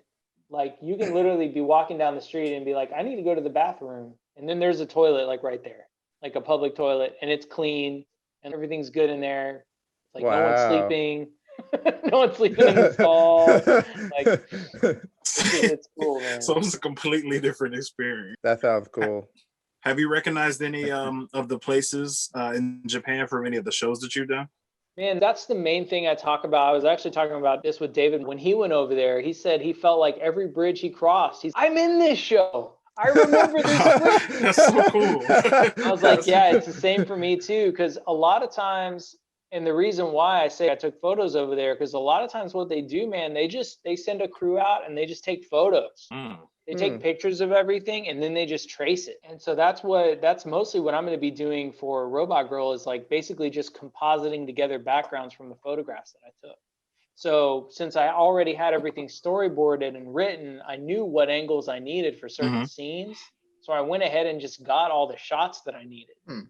And I'm just going to build it off of the backgrounds that I grabbed. Oh, wow. Yeah, So it's just extremely accurate representation. That's pretty cool. Yeah. Yeah, that's pretty committed because I would have took the broke way out and just went on good old Google Images. Not So the yeah, broke way. props for Yeah, that. it's all fun and games until your show's coming out on Netflix and you get a knock on your door from all the photographers that are like, you Ooh. used my photo in your Right. show. There you go. Right. Oh my goodness. Take 2 million, please. And then the next Right. guy's in line like, I just want 1 million, please. Like, but I have no millions. Yeah, I have Spider-Man costumes in my Right. trunk. I'll go to a birthday party in Spider-Man costume for some money. exactly. Right. Yeah, you're just Look, working it right. off. I'll be Uncle Tito. Oh yeah, Blake, man, it's really cool, man. It's been cool talking to you because it seems like you're all over the place. Like seriously, did you like think that any of this would happen? Like when you got your degree in art, did you have any kind of foresight that you'd be in animation and voice acting? No, I used voice acting to pay for school, like because I was like paying for classes as I went along, and I ended up taking out some student loans too. But yeah, I mean, I was basically just, man, I just like working. I'm like you guys. You do what you do because you love doing it. I love what I do. I love the process. I love being behind the camera. I love understanding how things work. And I just basically, man, I just throw myself in, especially I feel like all of these different things that I do are just an outlet for things that I like. And I think my biggest struggle, honestly, is just because I enjoy it so much, I tend to sometimes let myself relax and I don't push myself hard enough. So I have to catch myself and it's like, no, you got to get this done. We have to move on to the next thing. And that's where that animator brain comes in, where I'm talking about with Lucas, where you can't just worry about every little detail right off the bat. You have to just get it finished and then you go back and tweak it. So that's what I was saying, how I'm approaching the animation process with my stuff with the anchor point animation. You got to start somewhere. Yeah. And it was funny, man. I was at a convention one time and this kid walked by my booth and I had all the Robot Girl set up and I was playing some of the episodes that I was working on. And he was like, well, is the animation going to look this bad when you're done? I was like, wow. But I knew what he meant because the episode that he was watching was one of those like rough cuts. You know what I mean? So I was like, no, it's like you go back and I was like trying to explain to him, this is all happening in phases. Like we did 7 episodes at once so that we could work through them all. And this is just the beginning. Like you have to start somewhere, because the problem is a lot of people, and this is what I'm wanting people to understand when they do the Patreon thing. When you, especially with animation, like you can always go back and you fine tune, you work out the bugs, you figure out what works and what doesn't. That's what filmmaking is. You have to try stuff. You have to put it on the page and you have to let it work itself out sometimes. And then as that process goes along, the show starts to get a life of its own, and then the rhythms start informing you, and you start realizing what the show needs in order for it to hit the beats that it needs to hit. And in some way, you have to let it build itself, and it has to, and then it ends up telling you what it wants. So in that way, like for you, before you started animating at all, how long was that? How did you sit with the idea? Like, when did you come up with your characters? So one of my favorite things to do is to come up with characters and worlds and stories and stuff. I've got a whole bookshelf full of ideas. And this was just one that I pulled out that I think I came up with this idea in 2008, 2009, and I never intended to make it. It was just something that was sitting on a shelf that would be like an idea where it's, man, I put a pitch Bible together. Maybe I'll try to sell it someday. Who knows? It's just another one of those ideas that's on the shelf. But as I started doing more and more conventions, I started realizing that none of the voice actors that I do conventions with really understand what it is we actually do beyond just being in the booth. Some of the directors get the bigger process, but there wasn't anyone who was doing panels on actual animation. And so I was like, man, why don't I dust off this robot girl thing? I'll do a couple of shorts, and then I can just explain the process using this animation that I built. And so I did that. And then I started fleshing out the idea, because the idea was much simpler when I first started. It was just a basic outline. A girl fights robots. Her dad has a ramen shop. He's an inventor. There's a robot kid. There's this thing. There's that thing. And the whole premise to me was just like it was a joke in my mind that the show Robot Girl is just a bad translation from Japanese.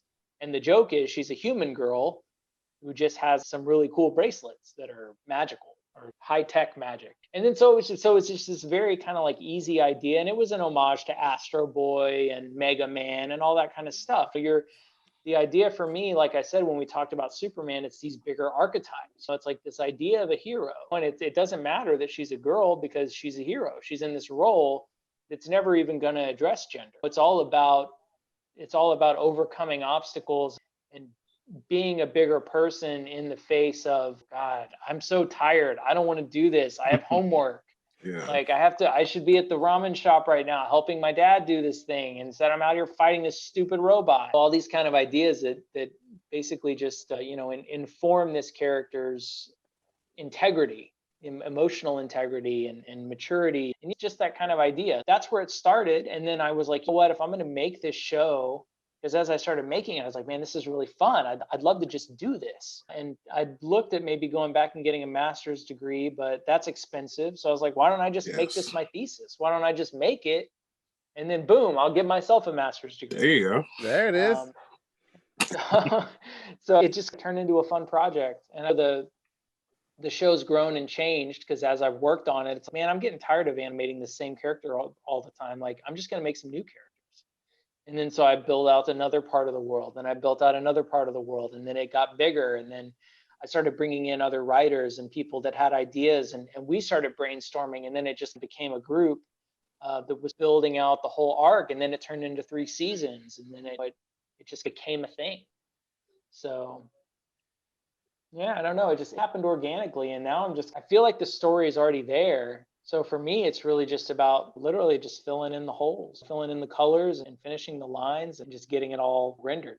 Well, that's Okay. that's a lot of great stuff, man. We definitely appreciate your vision. And like I said, a lot of the guys, me included, we're fans of storytelling. We like your style, and we definitely back you, man. Like, we wish you nothing but the best of luck on your show. Like, Yeah. 100%. Well, thank you guys. 100%. Yeah, and likewise, man, this is a great thing you guys have going on. I think it's all about community, man. We Yes. lift each other up and you help each other out. And I appreciate the chance to come on and you guys being willing to spend so much time talking about it, because I'm sure there's a ton of shows that we could touch on. So I appreciate the chance to talk about something that I'm really passionate about. So thank you. Oh, definitely. Sure. It was completely interesting. Like, we love it, man. Like, we're always here for it. Anytime we get, someone to come on and talk about something they're passionate about, their passion projects, because we're all creatives. So we all feel the same exact way. But yeah, we love it, Blake. 100%, man. Oh, man, yeah. thanks. Awesome. And yeah, Blake, one more thing, more on Robot Girl Chronicles. Do you ever plan on like putting any like upload or eventually uploading any episodes or like shorts on your your YouTube page? Was it Dinosaur Productions? Yeah, so man, I don't know. Like, I'm so torn about that because I don't know if I trust YouTube. Like, I like Okay. YouTube, but if you go to vimeo.com/robotgirl, I have stuff on Vimeo. And I probably just need to make that more apparent. So all of the videos that are on the website are just sourced from the Vimeo page. Okay. Okay, we'll definitely put that in our description too. We'll let everybody. Yeah, when I get some more. So yeah, basically like anyone that joins the Patreon, when they join up, they'll get access to the password. Because a lot of the videos on there are password protected because they're all work in progress animatics and stuff that we're putting on there. And I need to actually update a lot of them because a few of them are out of date now, but they can go on there and they can watch the process of the episodes. And then as we move forward, what I've been doing, because these are bigger 8-minute episodes. So what I've been doing is going back and cutting out 2 minutes. And so you'll watch the storyboard and it'll just be all pencils, and then it'll cut to finished animation for 2 minutes, and then it'll go back to storyboards. And so what we're probably going to end up doing is taking those little 2-minute shorts and then putting those out there as little teasers. And they'll just basically be like slices from the longer episodes. Oh, okay. And that's all going to be on Vimeo once you get the password. Well, no, so that'll be available to watch. So that'll be like the YouTube stuff, right? Yeah, so the longer episode will be password protected if you want to watch the full episode, but those little clips, we will be putting those up as freebies. Okay. Oh, nice. So they just check out.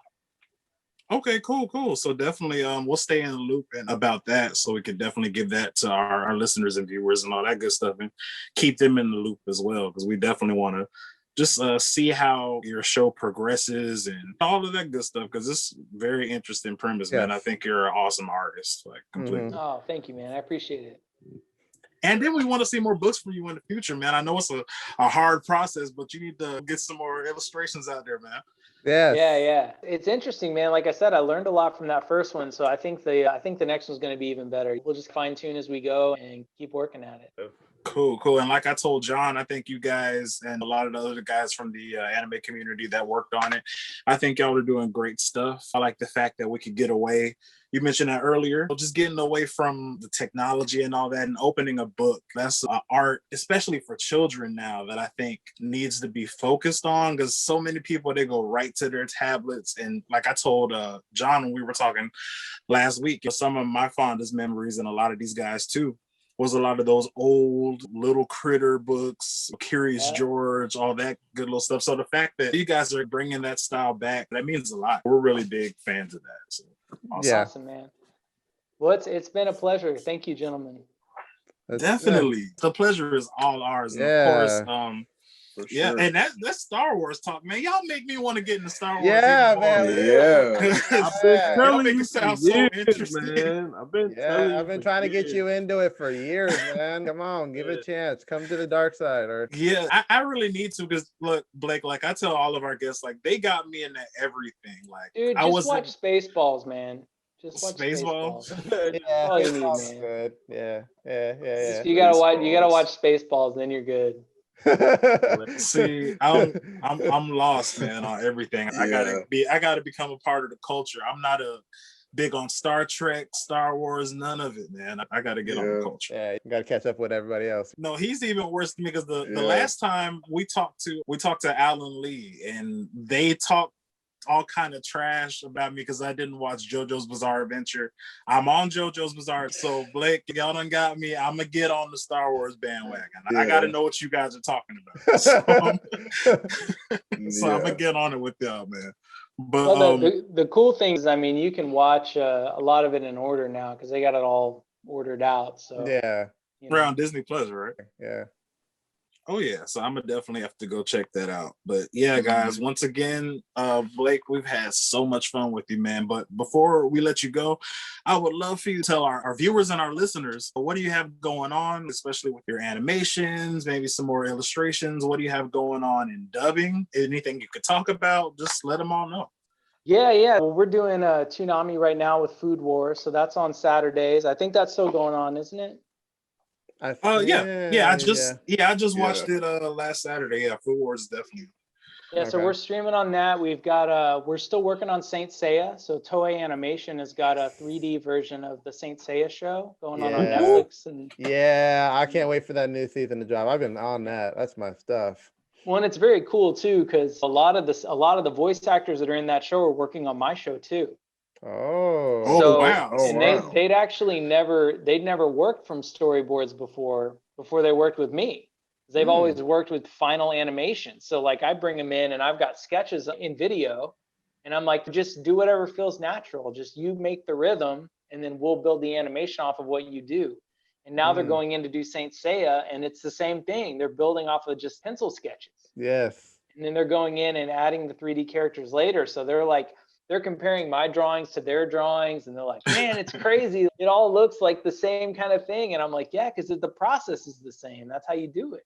Yeah. And yeah, but so that's been really cool. I don't think if there's anything I can talk about. I've been working on One Piece still. I've got a little reoccurring character in One Piece that I've been, yeah, because I've been in lately, but I don't think any of it's been announced. They just announced Hero Mask. So I've got Hero Mask coming out. That one's a new one.